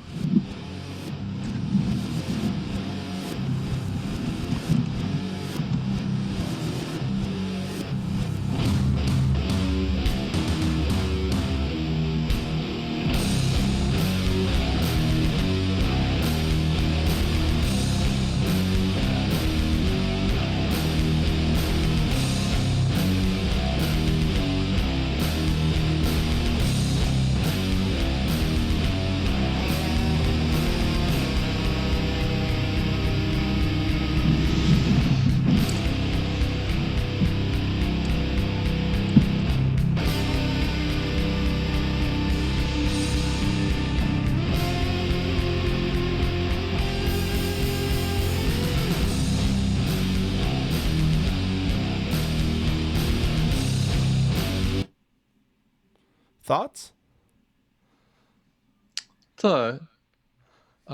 It's fine. Yeah, I don't think dislike it, but I don't think I'd be excited about it. I wouldn't. I'm not I'm not jazzed to keep listening to it or wanting to buy the album or anything like that. But It seems very early. Like it's cool and it has cool ideas, but it like just what we listen to, the transitions were not smooth. It sounds like somebody that's just sort of getting into this. So I'm pretty sure this is a one-man operation. I know that those are program drums. yeah, And- absolutely. I kept thinking, like, as I was listening to this, I kept thinking this is industrial metal because a lot of this is programmed. Yeah. So here, thanks to everyone who's continued to believe in this music. It's a struggle to keep going sometimes. Oh, geez. Keep going. No, keep going. Yeah, keep but- doing it. But try and find a drummer. Oh, the way your world will expand. I love programmed drums, but I don't think they belong in this recording specific. I think this one would benefit from from a live drummer in some ways. I think so too. I also recognize that this music is not something that I'm usually going to be consuming. Like it's like not for me. Yeah. It's metal as a vibe, and I like I get like I have a short attention span with metal. I want it to go to the next thing. Yeah. Like, let's do another riff now. Like I don't want to hear that riff until I play the song again. Like the best example of that is and I mean, like, I think it's kind of a metal song. People will shit on me for calling not this one, but Panama by Van Halen. Yeah. But people will shit on me for calling that a metal song, but it kind of is, and it's like that first riff is one of the best rock riffs ever recorded, I think, and it doesn't happen again. It's like, here's an intro. Yeah. No, enjoy. Here's a song. Enjoy. I can do both. So you're probably not sitting down on 420 listening to Dope Smoker, is my guess. I don't like that album. Yeah, I listen to it occasionally, but I in general like the music to go places. I can do some repetition, but yeah, that's definitely very much like a vibe, and it could be a person who's early on figuring out what they like. I think that the two things we're talking about sort of go hand in hand in that the fact that it's kind of a vibe means that it would benefit from having a live band of jamming on it, right? Yeah, yeah. Well, that to me. That reminded me of like you're still sharing your screen. I don't know if you. He does that. Well, look. There's nothing on there of interest. Okay, I wasn't sure if you wanted to. If you've ever watched our YouTube videos, you know that Jeff likes to just while we're sharing. So people from Zoom, I have selected the box that says only share the one window that I select to share, which is my browser window. So why, when I switch to something besides my browser, is it showing other stuff? Exactly. Get your shit together, Zoom. Exactly. That's why. I was gonna say this reminds me of like really early like Street Cleaner Godflesh, with like the programmed drums, just the chunky like really basic riffs but heavy. Like that's what this reminds me of, and I was super into honestly, that. I actually sort of feel like that particular release might get cool to me. Like. If I just skipped past the intro, I feel like the intro was too long to hook me in. For what it was. Let's do that. Let's skip a little way into it because I think it might I might like something in this recording. Let's guess where the guitar solo is. There's no guitar solo. The song is 4 minutes and 40 seconds. Give me a give me a point. 220 half. You want half? No, 3 minutes. 3 minutes. 3 minutes. Okay. 3 minutes.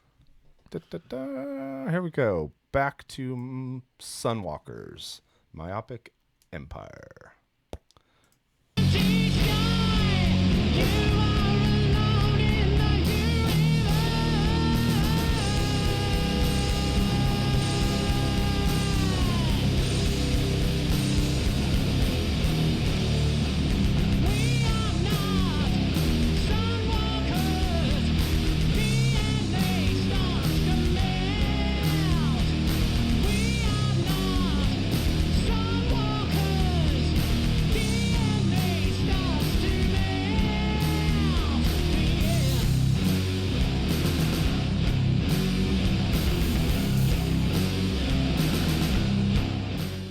Can we remove my Godflesh comments from the recording when we release this? No, this is we hadn't heard the vocals yet. No, this I don't like that vocal melody. And I at first I thought I didn't like the singer, but I think I actually just don't like the melody. I didn't like the melody either. But you know what popped into my head is like, this is the first demo of Outshined.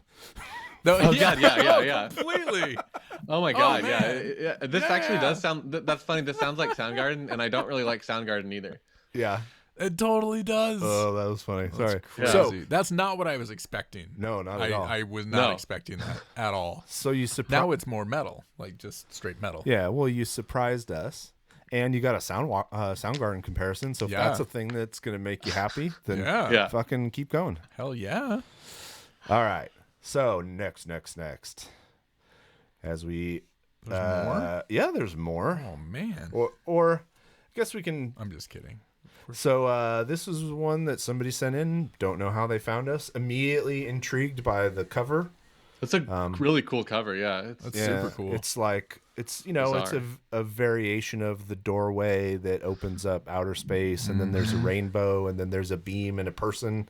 And that looks like the person is behind sort of like a frosted glass. It almost looks like that movie. Was it The Visitors? Sure. Yeah, I actually just saw like a this thing right here. I just like came across like a tutorial on like how to do that in Photoshop. It was like on my feed, and I like watched it and was mesmerized by it. Like I was just thinking about doing something like that. Nice. That's funny. All right, so the band is called Boveda del Sol. The album is called Traveler Between Worlds. It looks like an EP, 2 songs, 8 minutes and 7 minutes.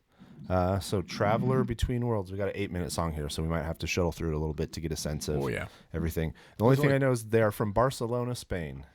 So Boveda del Sol, that means like it's like Vault of the Sun, right? Huh. Okay. Something like that. I'm not incredible at Spanish, but I'm pretty sure that's the Del Sol. I'm sure on the sun, the Boveda. Boveda, yeah. It's been a it's a while. It's like Vault of the Sun or something. Okay, I think. That's a cool title. Yeah, I mean a cool band name, Vault of the Sun. All right, here we go.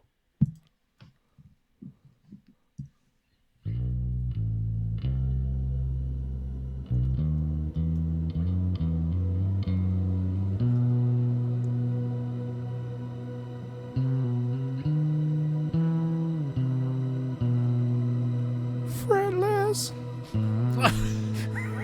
Sorry. And granular synth, I think.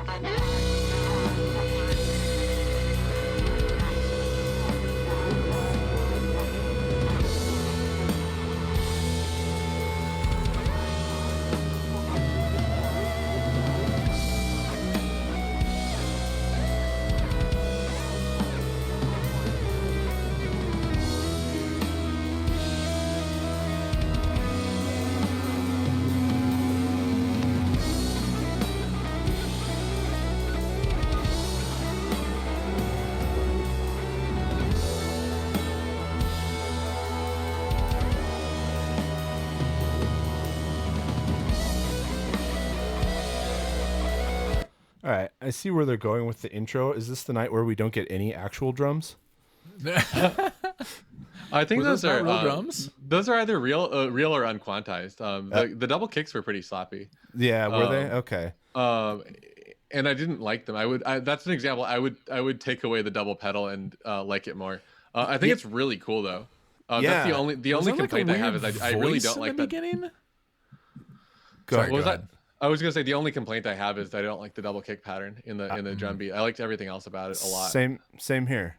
Looks like it's a 1-person project too. Oh man, this is the day of the 1-person project. Jordi Yeah, Vaquero. it's really cool. Yeah. It's super cool. Jordi Vaquero. Yeah, I just don't like those double kicks. Everything else is super cool. Yeah, it like really interrupts the vibe of the song to me. That like it doesn't fit at all. The other thing about it is that I don't really want it. Like the kick is kind of produced like a metal kick. Yeah, like it's got like 100%. A lot of bass in it, and it has that snap. And I kind of want the kick to be like, a big boomy. You know, like Van Halen or Pink Floyd. Like either one of those kicks. I think those are like the 2 best kicks for something that's got some rock or metal vibes, but doesn't want to be like, here's a kick drum. Yeah. Where it's just like a little kind of a thing. Yeah, I could see that, or something with a lot more space and a lot less of that click. That it just doesn't. It's weird unless that's it's the scooped mid kick. Yeah. So I'm curious to see that, like, if at some point the song evolves to make those drums make sense. Yeah, you know what I mean. Yeah. All right, let's listen to a little bit very more. Possible. I'm gonna scoop forward just a little bit here. Do it.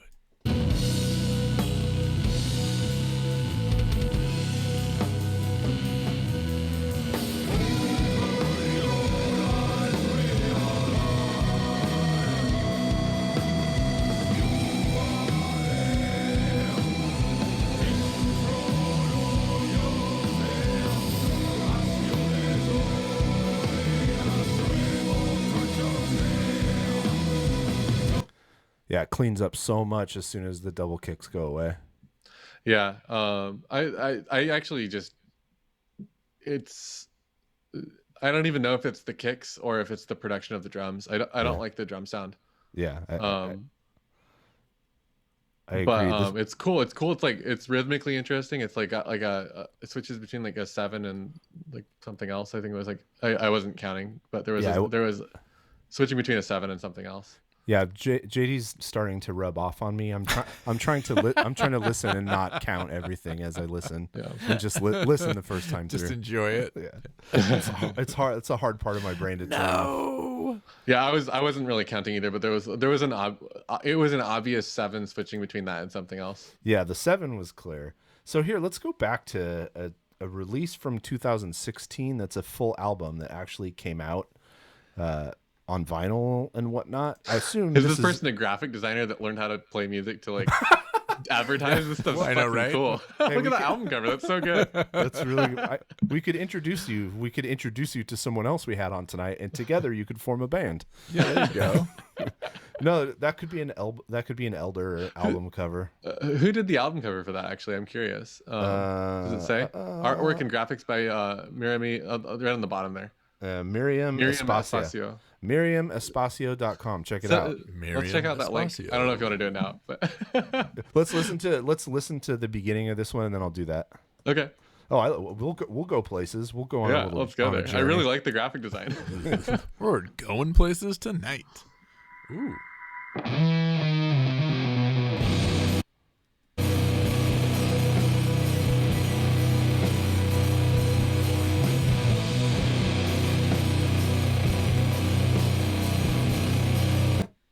See, I'm going to guess this album was recorded in a studio and not, with maybe more people involved and not, I mean, the I don't know. The drums, it sounds like the drums are like, I mean, this one, the kick suffers from falling behind that enormous guitar. Yeah. That's really a challenge in a mix, is to have a down-tuned guitar like that and not have it compete with the kick drum. But yeah. I like it more with the kick behind the guitar than with the kick in front of it. Correct. It was much less intrusive. Yeah, the drums were super intrusive in that. No, this is all recorded, mixed, and mastered in 2016 by Jordi Vaquero. So it's one person deal. It's cool. Oh, interesting. Good for you. That's awesome.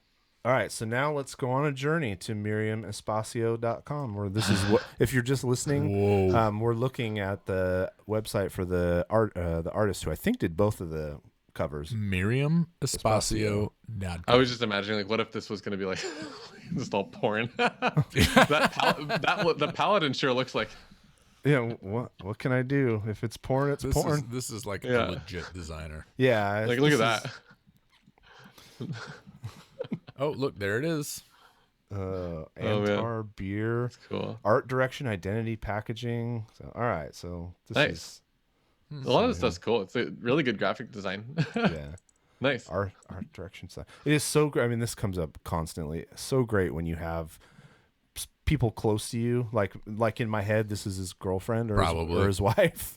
When you have people in your life who can who are really good at this kind of stuff and can help you out, because the finished product really improves as a result of having all parts of, and just like the bad Myopic Empire cover is good, but a really well designed package is really cool to have. The only thing is the font. Yeah, I'm not talking about the font on the one that we just listened to. On Myopic Empire, to me, is just the font. It's a little bit too similar to Papyrus, right? Yeah, a little bit. I have one more song to play, but it's just the Bandcamp, the Bandcamp curation. Ooh. So let's pause. And do you have any records to show off? Did you get anything this week? I got a couple records. Do you have any merch or new gear or anything interesting that you've gotten recently to show off there? Yeah, I've got. Yeah? I mean, I could do a whole episode on that if you want. I got some stuff out that more than we'll need. So yeah, as much as you want me to show, I can go all day. Go it. Let's see. What do you want to say first? Jeff I grabbed a couple of so you can take his spot. Yeah, you can have my spot. I grabbed a couple of cassettes and a couple of LPs that I got recently, and some stuff that I haven't shown people that I've had for a long time too. Gotcha. I've got. I mean, I could show you my guitars and stuff if you want. I don't know if what do you want to see? You want to see my mics? I always buy these. Oh, you ever see these? They're Shure Unispheres. Describe it for the listeners. You recognize it? It's Shure what? It's a Shure mic. It's a Shure Unisphere, and these are the dynamics that I use for everything. like Oh, really? vocals, drums, guitar amps. They're Is the it ones smashed that on one side? no, it's not. Oh. I found these. There was I thought someone they came someone that way. someone was selling them from a church basement. They're from the 70s. They're like the old backline mics that they used to use. They're the Made in Nice. USA Sures that are it's like the Freddie Mercury, Jimi Hendrix, all those live videos. It's the mics that they were using at those shows. They're super good. They're really similar to a Shure Beta 58, but they're like sparkly and silver and have like the stripe on them. I think they're really vibey. It's a nice looking mic. I like it. Yeah. That's important for a mic.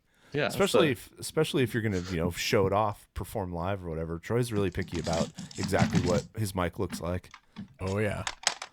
All right. Okay. What else? Here's some albums. Like I have the cassettes here on my keyboard in front of me. I grabbed a couple of my recent ones if you want to see them. I assume you talked all about me, right? Yeah, so I grabbed my two most recent cassettes are here. Oh God, my light is just there. You go. It's okay. Everybody's is. You got the right angle. That's the King Gorm one There's and a black one. this other and a one. white one. Yeah. I guess I need to figure out how to light these if I'm gonna show them to you, huh? We have the same problem. Yeah. The closer, the better. Well, okay. So the ones I grabbed here are I've got this one's cool. This is Oh, there you go. Fur 1 and 2. This one they actually made for me. They were sold out of them, and they hand up these cassettes. So wow. we were having a conversation, and the conversation went to, "Oh, do you want a copy of that? I'll make you one." So that one's really cool. It's a really fantastic music. One of my favorite artists that I've come in contact with over the last couple of years. Fur, yeah. Like the demon, but spelled the cult way, FVR. Oh, gotcha. This one's really good. This one's Changing Times by Lisa Belladonna. I don't know who that is. She's probably most well known for her work with Moog synthesizers. She does a lot of marketing content for them. She does designs like patches and presets for some of the synths and things like that. Gotcha. Really cool like synthesizer goddess. Yeah. I don't know how to describe her. Synth seems appropriate to listen to on a cassette, frankly. Yeah. It's a really cool format, I think, for a cassette. This is the other ones I grabbed here are also like largely synth albums. This one's really cool. Come on. Okay, I'm gonna pull the J card out so maybe the gloss. The plastic is Nope. Oh God, it's just really bright colored. Yeah, there you go. It's called it's called New Growth by Mistal Tree, Mystal Tree, and that one's kind of like a sort of a bizarre bizarre prog odyssey. It sounds like it was made in GarageBand. Like it's really like the sounds that are chosen are like really like where did this string sound come from? It sounds like I don't know, the skill level and the choice of patches and stuff don't really seem like they match up, but because they don't, it's like really special sounding and it's super cool. Oh, that's funny. It's one of those albums where I clicked on it, I saw the post about it online, and it's like, oh, what's this? And I was glued to my computer and listened to the whole thing and immediately just bought it. I listened to it again as soon as it came in the mail. It's just a phenomenal album. That's cool. What's it called? Mistal? It's called I'll put it in the chat here. Yeah. There we go. Mistal Tree New Growth. Mistal Tree New Growth. You can look that one up. This one's cool. This is another like Berlin school kind of album. This is called Plight by Jen Taiga. Okay. And the album cover is super cool. Sarah Allen Reed did this one. It's like a really neat it's beautiful art. I don't know if you can see it very well. We can see it. Yeah. Yeah, that was cool. That one's kind of like a Berlin school type of a thing. It's like it's not really songs. It's more of like a vibe. Here's I'm gonna turn on a sequencer. You're gonna hear it, and then I'm just gonna play it's sort of like her music's. I know her because of what I do with my synths. It's like here's a Moog and here's a Mellotron. Yeah. But I'm on the East Coast. that's Jen. And then here's the other one. This is the one that I was excited about. I don't know what it is. We're unboxing. We're unboxing. Okay. Yeah. You know what I'm going to try doing here is I bet if I make this green. Yeah, that's probably better. Yeah. A bunch Less better. light. I don't know what album this is. Let's hope it's a good one. Oh man. Let's find out together. Okay. It's dead, wrapped in plastic. This is Hospital Twin Peaks. Shroud. This is like a Shroud. really gnarly dark ambient kind of an album. This is pretty cool. I think this is yeah. Okay, yeah. I know which one this is. Awesome. Cool. That was All fun. right, cool. I was gonna do that. I did Exciting. I bought that on a live stream on Bandcamp Friday, and I bought a couple of other records and cassettes too, but that's the one that was here for us right Yeah, now. That's cool. I do have something. I'm wearing my Mort Garson's Plantasia You already shared that. sleeve. Well, I wasn't wearing it at that time. And it's actually like kind of showing up, even though it should get wiped out by the Yeah, green it should screen. totally get wiped out. Well. You can see in the green. Yeah, you can see it going through. That's weird. Yeah, have you seen grabbed- my? A stack of records too, but yeah. Oh man, Oh yeah, that's been not working. disappearing. that's not working. There it Oh is. yeah, Now it it's- disappears now when it's you working. go too There far we go. back. Okay, That's fun. I'll keep this short. I just grabbed a couple of albums that are new to me in the last year I don't organize my records, so the ones that are on top are the ones that I listen to the most. That works. And of the recent ones, I've got this is this one. That's your right. I That's the grabbed that one. That King one's mine. I've already showed that off once. And then let's see what else is in this pile. This one's really good. This one's Mystic Familiar by Dan Deacon. Oh, I love Dan Deacon. And it's like this record's awesome. I don't know if you've heard this album, but it's like No. I don't really like that much music. I don't know if you know that about me. But there's only one song on that album that I dislike. That's and probably it's not bad. It's just like it's almost never that I'll have an album where I listen to every track without skipping one, and there's only one track that I kind of want to skip, but not badly enough to actually skip it. So I'll actually listen to the whole album, and I've actually listened to that album a few times, which is rare. Usually I'll buy a record, listen to it once or twice, and go away. This one's cool. If you like metal, Walls of Blood. Walls of Blood. This is my friend Son's album. This is like it doesn't have a list of who's on it. This is like a Oh, it's a comp. no, it's not a comp. It's there's a lot of vocalists that you would recognize on it. It's got Oh, gotcha. I think that Chuck from Testament's on one of the songs. Oh, so it's like a music project. Then he had different people. Yeah, it's Come a sing. studio project. There's members of a lot of really well known metal bands on it, and it turned out really cool. It's got like all kinds of great stuff on it. I think there's a cover of an Alice in Chains song on it or something. That's awesome. Yeah, Junkhead. There's a cover of Junkhead. But yeah, it's a cool album. It's definitely worth checking out. It's Walls of really good Blood. like modern metal, but like with a lot of like veterans that really know what they're doing recording it. Yeah. This one's cool. This is an older one. I've had it for a while, but it's one of my favorite records. It's a Orn split with Blizzaro. Huh. I don't know if you know either of those artists. No. I don't know. Orn is a lot of the same members as Reverend Bizarre. Okay. Nope. Okay. I know. I know. not me. Reverend- I Doom I know metal. those. Yeah. You gotta check out Orn. Orn is so good. This is like, yeah. I'll put that. ORN. ORNE. ORNE. Oh. Yeah. Anyway, that one is a 7-inch of Return of the Sorcerer, which is a really good song by them. That's a great place to start. And then these other ones are just other stuff that I found in record stores recently.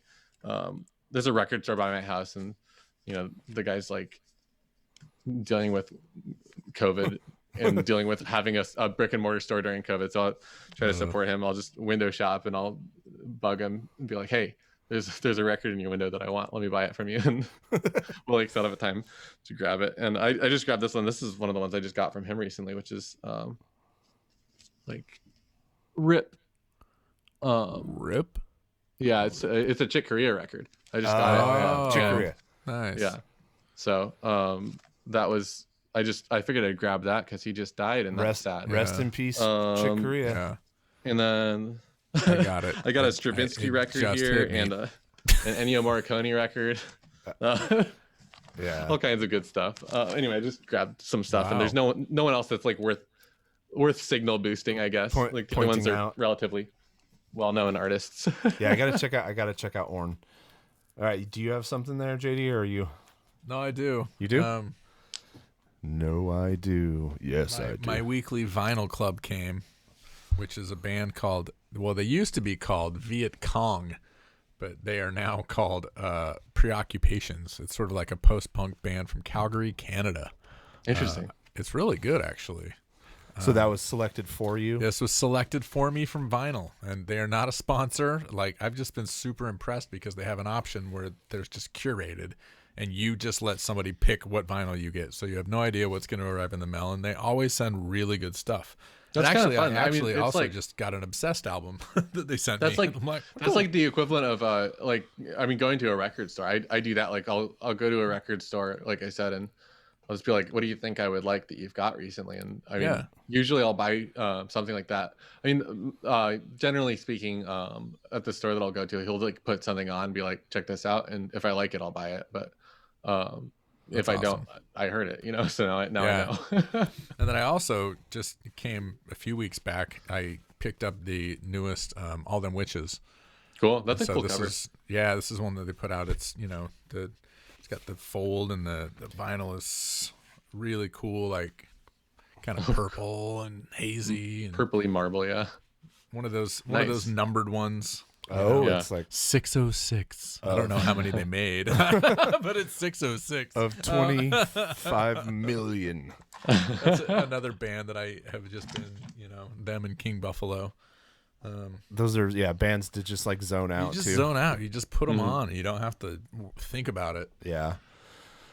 All right, so I have a special. So usually in each episode, we'll grab one of like Bandcamp's curated picks. They're all putting up articles all week, every week about various topics.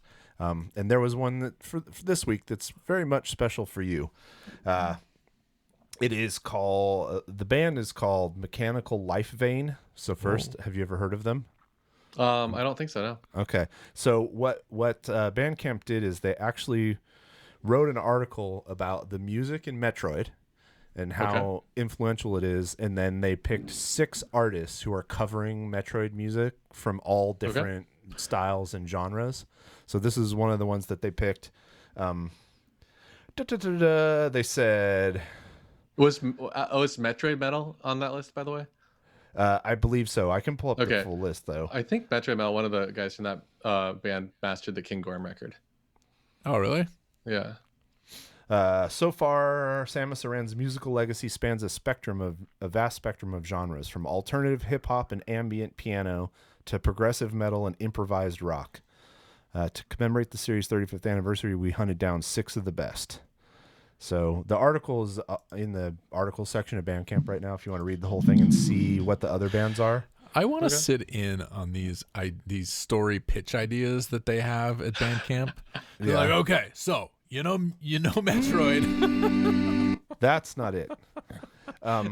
You know Metroid. Well, did you know bands exist? Yes, let's write an article on that. That one right there. That was a really influential like chiptunes like low resolution score, and then a later version of Metroid had like maybe one of the best uses of 16-bit. It was one of the like a series that had sort of an early example of I guess like a lot of modern video games have sort of like a lot of influence from like ambient music, dark ambient music, like where it's almost like part of the sound design.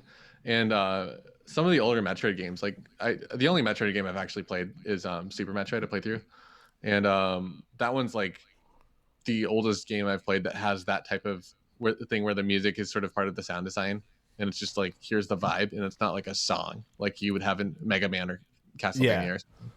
Yeah, that's kind of what they say, that like the Zelda soundtrack became kind of like the soundtrack for for fantasy video games, and Metroid became like the dystopian science fiction vibe for video game music. And yeah, it was very much was about ambience and how it fits into the game, the sound design of the game, and not, you know, individual tracks. And you are correct, Metroid Metal.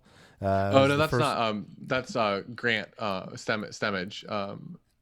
It's not the person that did the King Gorm album. That's Stemage does. I think he mastered the Kirby's Dream Band album. That would make sense. Gotcha. I think he's a really, really good mastering engineer. So yeah, there's all kinds of everything. stuff. The one that I picked is called, the band is called, and I'm going to share this again so you can see. The band is called, I had found it once already. Listening to me navigate Bandcamp is everyone's favorite thing to do. Again, Mechanical Life Vein. And what we are going to listen to is Song of theirs. What do you want to hear? A song. Pick Wait, one.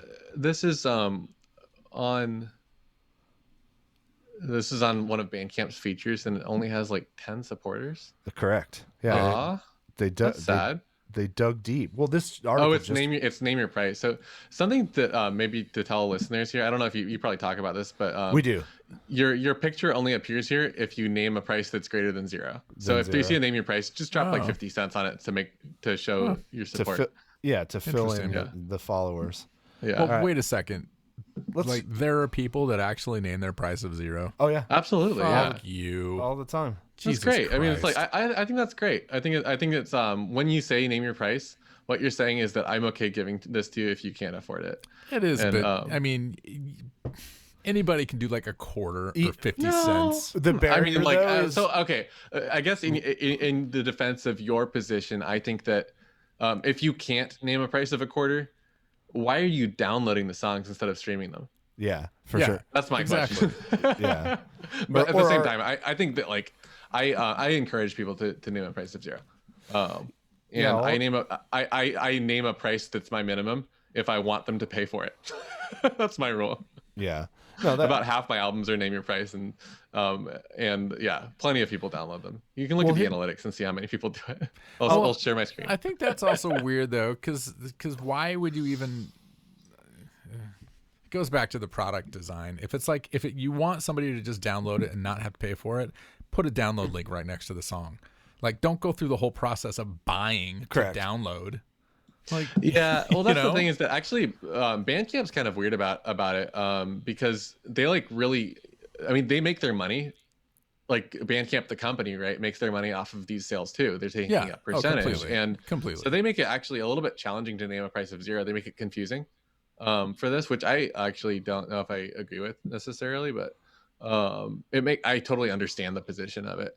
I think that I would like to have like buy album, name your price free, or like something like that, where you can just click the free button if you want it for free. Yeah. It's like, exactly. Fuck off somewhere else, make it easy for you. Yeah, but they still want to, it's about capturing, it's about giving the artist access to the person who did it and like sharing credentials. But I'll tell you the main reason people don't do it, because then you don't have to put your payment information in and check out, right? Well, yeah, of course. You name your price. Exactly. It's who very wants to difficult. PayPal for 25 cents? Yeah. It's like, exactly. You know what I mean? Am I going to type my password to give you 25 cents? So I go the opposite way. I go like, I don't take anything for free on Bandcamp. If it's name your price, I give them the bare minimum for an album, whether I'm taking one track or taking the whole thing. Yeah. But it does give people the opportunity to have it. There's so much control in the experience of Bandcamp. You can limit the number of free streams, and you can do that per song or per album before you force them to make a purchase. There's all kinds of that. I mean, Bandcamp also limits the amount of. Another thing maybe for listeners to know is that if you name 0, that goes towards the limit that the artist has before they have to pay for the free downloads. just so you know. So if you can afford something, just please pay something if you can afford it. And if you can't, then that's the thing. That's fine. That's the bigger point I'm making is if you enjoy something enough to download it, just pay something for it. Yeah. That person put the time and effort into making it. Yeah. All right. So let's go with Transylvania. So this is the band that is the experimental prog improvisational composer here. So let's see what This is. Yeah. Oh.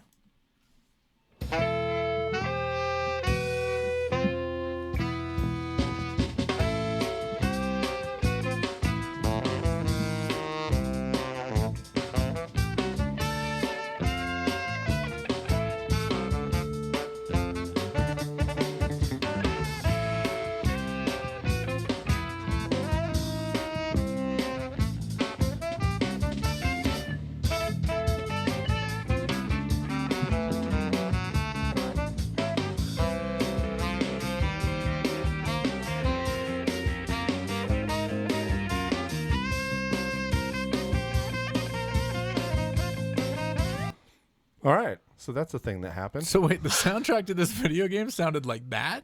No. Parts of, I don't think so. That's No, the it sounded notes. like it's just the notes. It's So it it's was a like- popular thing in like the video game cover community. You know, like a lot of those albums were done before you could make the songs sound like anything other than a square wave, right? Yeah. Like I mean, Nintendo and Game Boy both had 2 pulse waves, a triangle wave, and a noise channel, and you have these 4 channels to make the soundtrack and the sound effects, and what you end up with is like stuff that's just notes. And in that community, a lot of people will just take the song, take the notes, and then be like, well, I play saxophone and you play guitar, so let's go. And it's great. That particular recording, I mean, I didn't really care for that instrumentation, but it was kind of cool. It was fun. Well, let's hear something from Metroid Metal. Okay. So here's Various Suite. So this all means more if you've played these games and know and have the soundtracks. I'm guessing in your brain.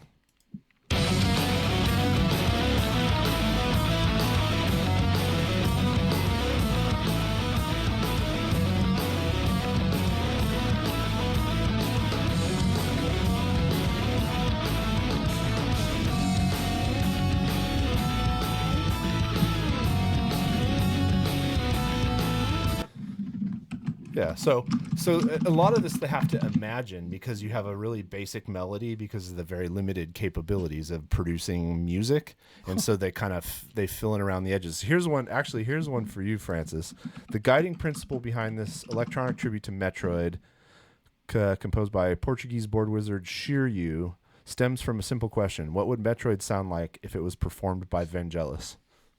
Okay. Well, I think who that sounds like actually probably a really appropriate take on Metroid soundtrack. Yeah. What's Vangelis? He's the guy who made the soundtrack for Blade Runner, the original Blade Runner. Chariots the of new Fire, Blade Runner, yeah. Yeah. Okay. So, like prominent keyboard synth, film composer. He's Mr. CS80.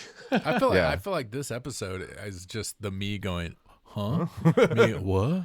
What does that mean? Explain this to me. I've random selections.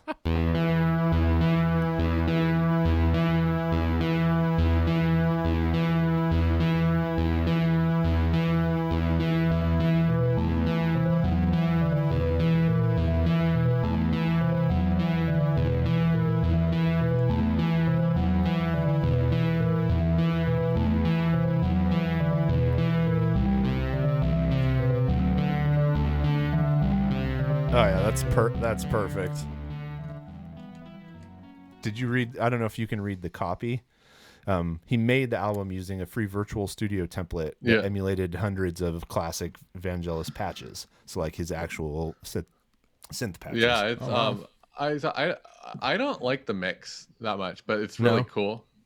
Yeah, it's like there's something about it that's like it's like I really like it, and I think that it's like the right approach, but maybe it's too dry, or like the patch choice for the bass in that particular recording was just like, that's really intense. Yeah, it was a lot. And, yeah, Is that what was in the background that I could hear? There was something in the background that oh, never mind, that was the other one. Never mind.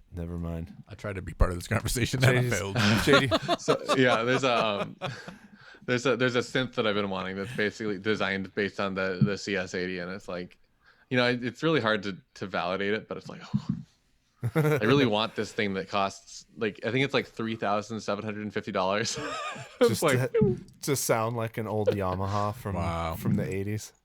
Yeah, well, that's like it's like the old Yamaha from the 80s or the 70s actually. That's like It's a really magical synth, but it's like, have you seen one before?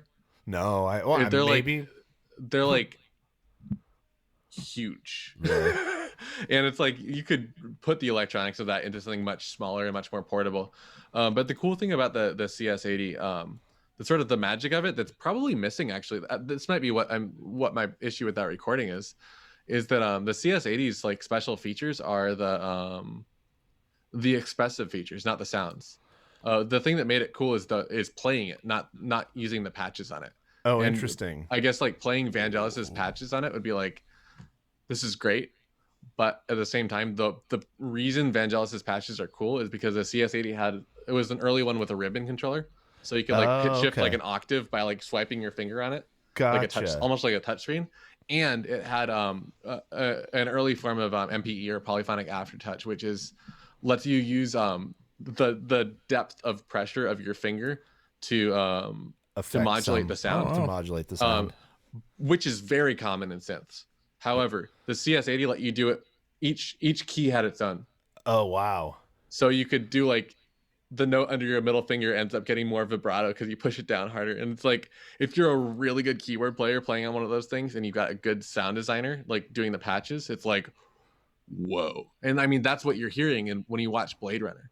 That's why the Blade Runner soundtrack is just like, yeah, it's because I mean, for people who don't know very much about analog synth, it's like all the patches do is create a particular tone, a noise, and then the expression allows you to affect some aspect of that noise in real time.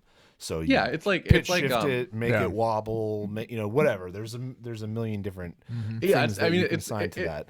It's like the equivalent of getting the same brand of bass guitar and pedal and amp as someone you like, and thinking that that's what makes you sound like them, and discounting like the power of your touch. It doesn't. Oh no! What? That's not how it works. Oh shit! I see posted on the internet once a day. Hey, somebody show me Stevie Ray Vaughan setup so I can sound like him. Yeah, I need to buy two tube screamers, cascade them, and I need the Ibanez ones from the 80s that cost like $700 now because Stevie Ray Vaughan used them. Yeah.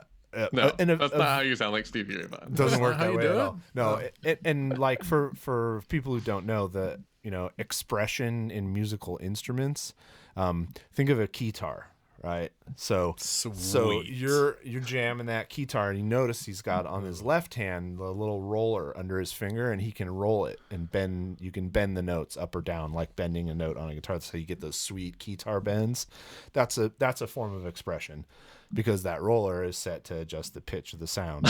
I just like dying over here that you use the keytar as the example. That's like, it's a great example. It's like that you're listening. This is I couldn't describe the concept better, but I love that the example is a keytar. Well, no, I think keytar is useful because it is the one form of keyboard that is expressly designed for performance, not composition or recording. Right? It's meant to go out on a stage. It's designed for it's not designed for music performance. It's designed for showing off. Yeah, there you go. For looking good. Yeah. It's not like a great synth composer isn't like, I'm gonna write my next masterpiece on this fucking keytar. It's like in the middle of a ghost show, the ghostette walks out on stage with the keytar and rips a rad solo. That's why you just don't see keytars in bands anymore, because they kicked them all out because they got all the ladies. Oh no, this is the second week in a row that keytar has come up. I proposed last week starting an all keytar doom band, I think.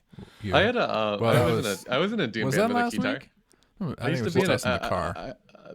We never recorded, but there was a doom band with keytar that I played drums for a while. Oh really? Yeah. That's killer. Yeah.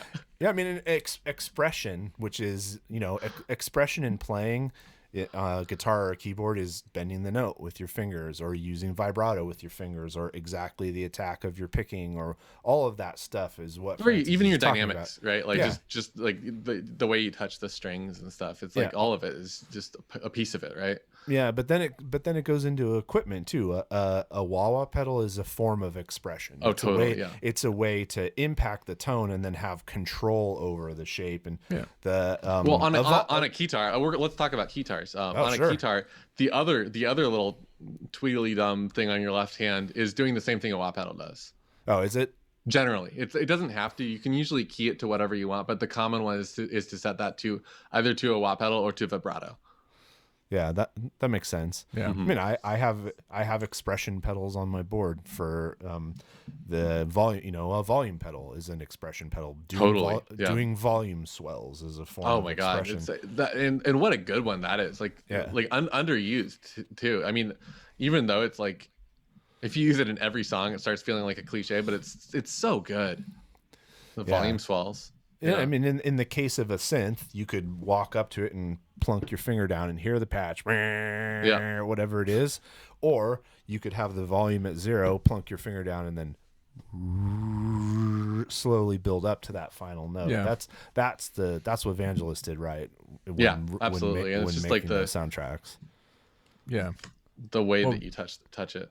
Yeah, writing music isn't just playing the notes; it's what you do with those notes, right? I would say writing music isn't even playing the notes. Like, Yeah. I like it when people write music without playing notes, and you get someone like find a band that you think sounds cool and see if they'll play your song for you. Like, just keep yourself off of it. Be like, I wrote this song and I love the way you express yourself, and I'm wondering if you would do this. Yeah. That's why I like the idea of that new Splitsville series. Is I love the idea of one band interpreting another band's composition. It's super cool. I love that. Yeah, and I mean that's covers in general, but that and we joked about this a little bit, because part of me, and if I were to ever do something like a Splitsville, would be like, God, how can I fuck this song? How can I how can I make it everything that they didn't want it to be while still maintaining some essential, still making it awesome? What essential core is of the song, Yeah, it's like that's definitely one approach. Yeah. Yeah, it would be, especially if because I think they're picking bands where they're like kind of friends, where they know each other. So if you're used to needling your friends in other bands and kind of fucking with them, that's one way. Or you could just really try to honor it and do something, something really interesting with it. I think who were the first two bands? Cave In and Every Time I Die. And Every Time I Die, and two similar bands. And Every Time I Die, playing a Cave In song made them sound like Torch. It was really weird. It was a really weird effect. How the writing impacts a band whose sound really well, how it impacts the way they play the music. So yeah, cool. All right. Well, we are over the 2-hour mark at the home stretch. What I did want to do real quick, what game are we gonna play? No games. Oh. So no games. I love Francis games. has been busy as hell producing content on YouTube. So just search for Francis Roberts on YouTube, and he's got all kinds of different angles he's taken. He's putting his music up, tutorial stuff, live streams. Shit! I forgot I had a video posted, set to auto post. You did. So there's post that link. I was testing out just making 1 hour loops of super mellow songs. Like that first one there, I forgot that was set to go up. Oh, cool. Wow! Campfire at there Town it Square is. For if you heard it here first. Yeah, I just put it on and listen to it while you sleep. Yeah. Well, so I actually got into doing that type of stuff, because I was I feel like I need to do my laundry and I don't really feel like listening to. I don't feel like listening to any music that I normally listen to. So I'm just gonna make something and leave it on loop in the background, and then I'll just delete it. And I used to do that. I used to just do that. And one day someone I was talking to told me you should put that up, let other people hear it. I'm just post it. Fine. And then people liked it, so I just kept doing it. Yeah, so he's cool. He's got a bunch of channels, music production advice, dungeon synth projects, his own music, and he's as you've heard from listening to him for the last 2 hours, a good dude with a lot of knowledge, a broad set of skills. You don't have a particular set of skills. You have a broad. Yeah, you had a breadth of skills, and it's so cool. I'm most impressed when someone in a creative field can go from like inception, from thought to like finished product completely on their own. I think that's like the kind of purest creation. Yeah. And for a long time in popular music, it just wasn't really possible, right? Like a sculptor can buy a hunk of marble and chip away at it, or a painter can buy a canvas and then walk down to the farmer's market and sell that shit.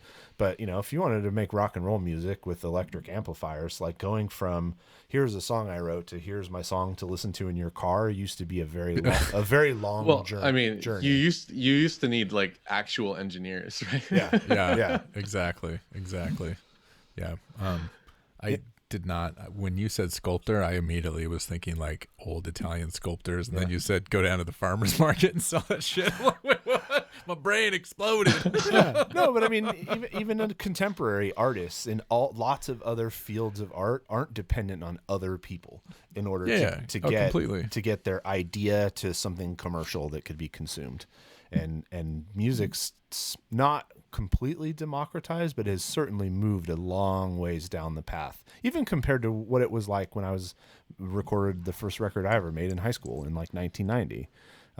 The amount of time and money and specific knowledge that you had to get anything like a reasonable sounding recording was very different. It was very different. It's unbelievable. And these days, like, you can make, I think, a great sounding album without, if you have like a computer, if you have like a laptop, and you sort of know what you're doing and you know where to go, you can make a decent sounding album like without buying anything else. Like, that's so cool. Yeah, it's insane.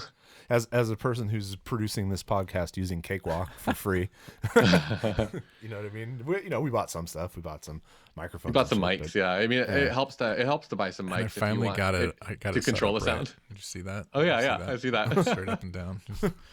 Francis wrote in like one day your shit's after all watching me try to fuck around with my mic, not knowing where I was supposed to be talking into, and Francis finally sends me a message. He's like, dude, I'm tired of watching you fucking with your mic. Do it like this. That's funny. Not those exact words, it was much nicer, but no. All right, so then last question. We know you're in North County or San Diego proper. You're in the San Diego area, let's say. I'm in San Diego proper. Yeah, I'm actually quite close to downtown San Diego. We don't need to give out your address. Yeah. DM him if you want to visit or for whatever reason. Where did you grow up? Between San Diego and Seattle. So what do you consider one of them to be your hometown?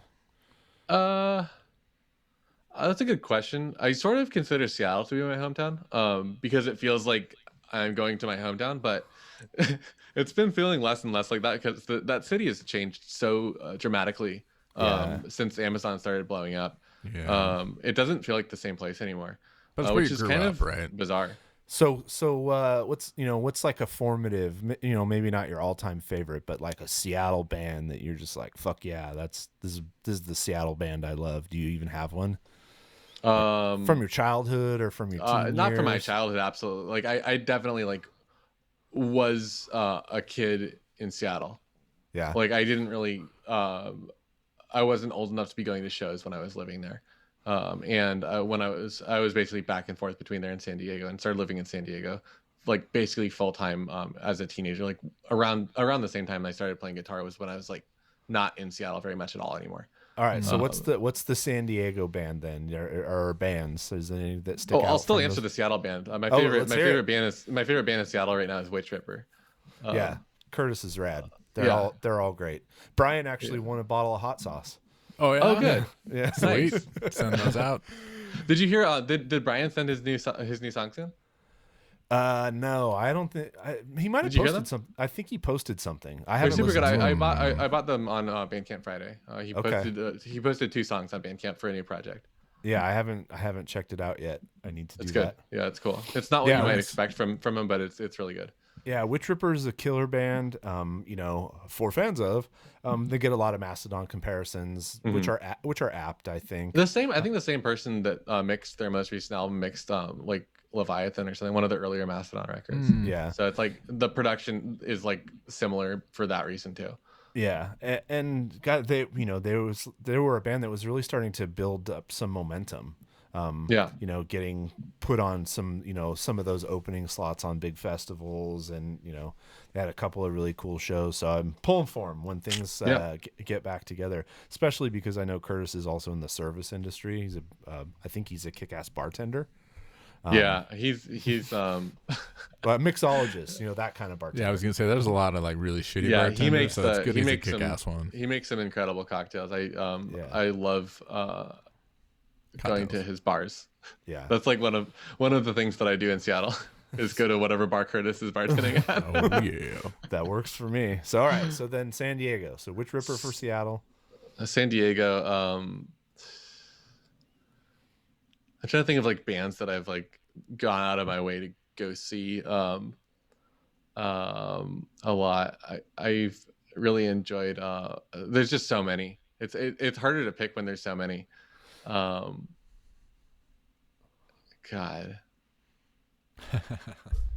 Yeah, it's a really hard question. We should also eventually start to like ask the age, because I get a feeling that most people's most formidable sort of like, they all come between like 17 and 24. Yeah, is usually my guess. I don't know what I mean. So I wasn't really into going to shows that much as a kid. I went to some. I mean, we've got like the Che Cafe here in San Diego, where it's like that was like the all ages venue that's like cool. And then we had another one that was like sort of the sleazy one, where like the sort of pay to play kind of spot. Yeah. And I don't really like. I mean, speaking of Mastodon, that's one of the shows that I went to that was like, oh my god, I like being at metal shows. Yeah, that was one of the first times that I went to a show and was just like completely blown away by a band I'd never heard of before. And that was like, I was a teenager, so it was probably on either right before Leviathan came out, or around that time. Right around when Leviathan would have come out. And yeah, that was a super cool show as a teenager. But I don't even know. I have trouble thinking through local bands that are like really special to me or cool. And if you talk about San Diego, you know, encompassing all the way up into North County, there have been over time a bunch of different scenes that sort of. Oh, totally. Yeah, there's so many good bands, and I mean, we already mentioned a few, like Great Electric Quest, for example.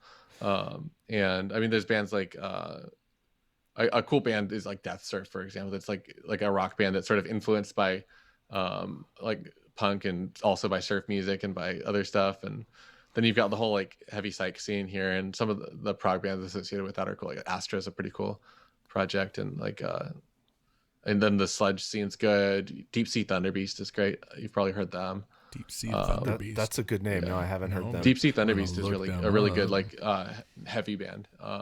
Yeah, and then like, you know, going backwards a little bit, there's what's the label that that Drive Like Jehu is on. There's that whole kind of San Diego noise. That scene too. Yeah, that's like the slightly older Rocket from the Crypt. It's like the one next generation back. And there's like so many good bands on that label too. Yeah. The Casbah scene. yeah, exactly. Yeah. One generation back, like our generation. Yeah, exactly. That's the old guys. Yeah, the old farts. Awesome. Well, you have been super kind with your time.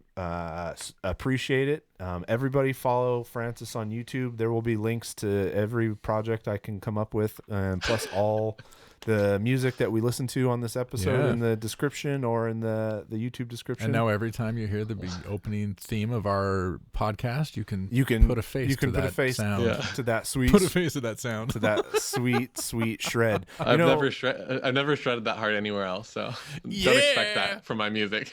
So for everyone's knowledge, like Francis is like, I'll do it, but I'm gonna have to put some work in. So you actually and then you got sick, which was awful. Yeah. But like actually had to like put the hard work in to get the shred level up. Actually, so I had a pulmonary embolism. So I was like in the hospital sick, like could have died sick, and I'm still on medication from that, by the way. That's crazy. But basically just wasn't able to do anything for a few weeks, and I didn't. That's like one of two times in my adult life that I have not been able to play guitar long enough that my calluses went away. Oh wow. Yeah. Damn. So I had to get my calluses back before recording that. That was the first thing I recorded with my new calluses. With your new calluses. With your new, How are your new calluses? And you built those calluses with ample shred. Yeah. and it is appreciated. The full thing plays out at the end of every episode still. So Sweet. listen all the way through to the end this time to hear Francis's work. Hells Awesome. yeah. Well, it was good to talk to you. Good to talk to you too. Good to see you guys. Yeah, absolutely. Can't wait until Hey, we can. Francis, one last question. Oh no. Sure. How do you feel about Korn? Corn? The band? Yeah. I think I don't like the vocalist. Yeah. All right. Okay. And with that, we're out. Yeah. Oh man, we almost missed one. Or were you? We will never miss one. Oh, yeah. It's become a little bit of an inside joke that there's like a corn drinking game and that we can't go an episode without mentioning them. So now JD has to fulfill it. I make a point of it. Awesome. All right, that was for you, Justin. Again, thank you, and I'm sure I'll be talking to you soon. Cool. Look forward to seeing you in person again. Take care. sometime, Yeah, thanks for hopefully. having me on. Looking Great forward chatting. to playing San Jose again. Fuck yeah, me too. All right. Bye, Francis. I'll see you later. See you, buddy. Buddy. I call him Buddy. See you, Buddy. I hate that. Buddy. Hey, buddy. What's up, bud? The What's up, bud. Chief? Buddy. No, I'm not going to start doing a Dane Cook bit right now. Sorry. I love that bit, though, actually. It's really funny. It is a good one. So, He hey, was really funny early on. that's Francis. Francis is awesome. Yeah. Francis can do crazy things. The last thing that I just forgot to mention was he just announced earlier this week that a movie, an animated film that he did some soundtrack work on, was shown at South by Southwest and got picked up for major distribution. Nice. Produced by Joe Manganiello and Sofia Vergara, I think. It's like a brutal, epic fantasy cartoon. Wow. So yeah, Francis is doing things, and I mean he's clearly got the skills and experience to get into that side of things. Oh, yeah. Scoring, Yeah. film and TV. So hopefully he gets some more opportunities like that. Once you get that first IMDb credit, I hear.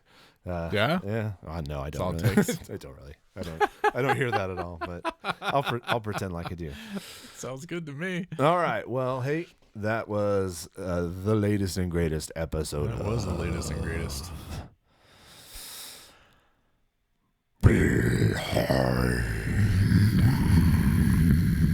Submissions.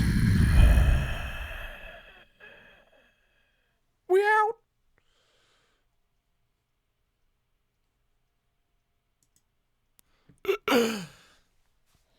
You could have died. Thanks for joining us for another week of Blynd Submyshynz. See episode description for links to all artists discussed in this episode, and visit their sites to support them directly by buying music and merch. Share links to the podcast or YouTube videos with your friends, especially if they're in bands. Bands, if you want us to listen to your music on a future episode, please submit one song to blyndsub@gmail.com. That is blyndsub, blyndsub@gmail.com. Bandcamp links preferred, but not required. Find us on social media at Blynd Submyshynz. Full video episodes are available on our YouTube. Remember, we go in blind, so you don't have to. Blynd Submyshynz.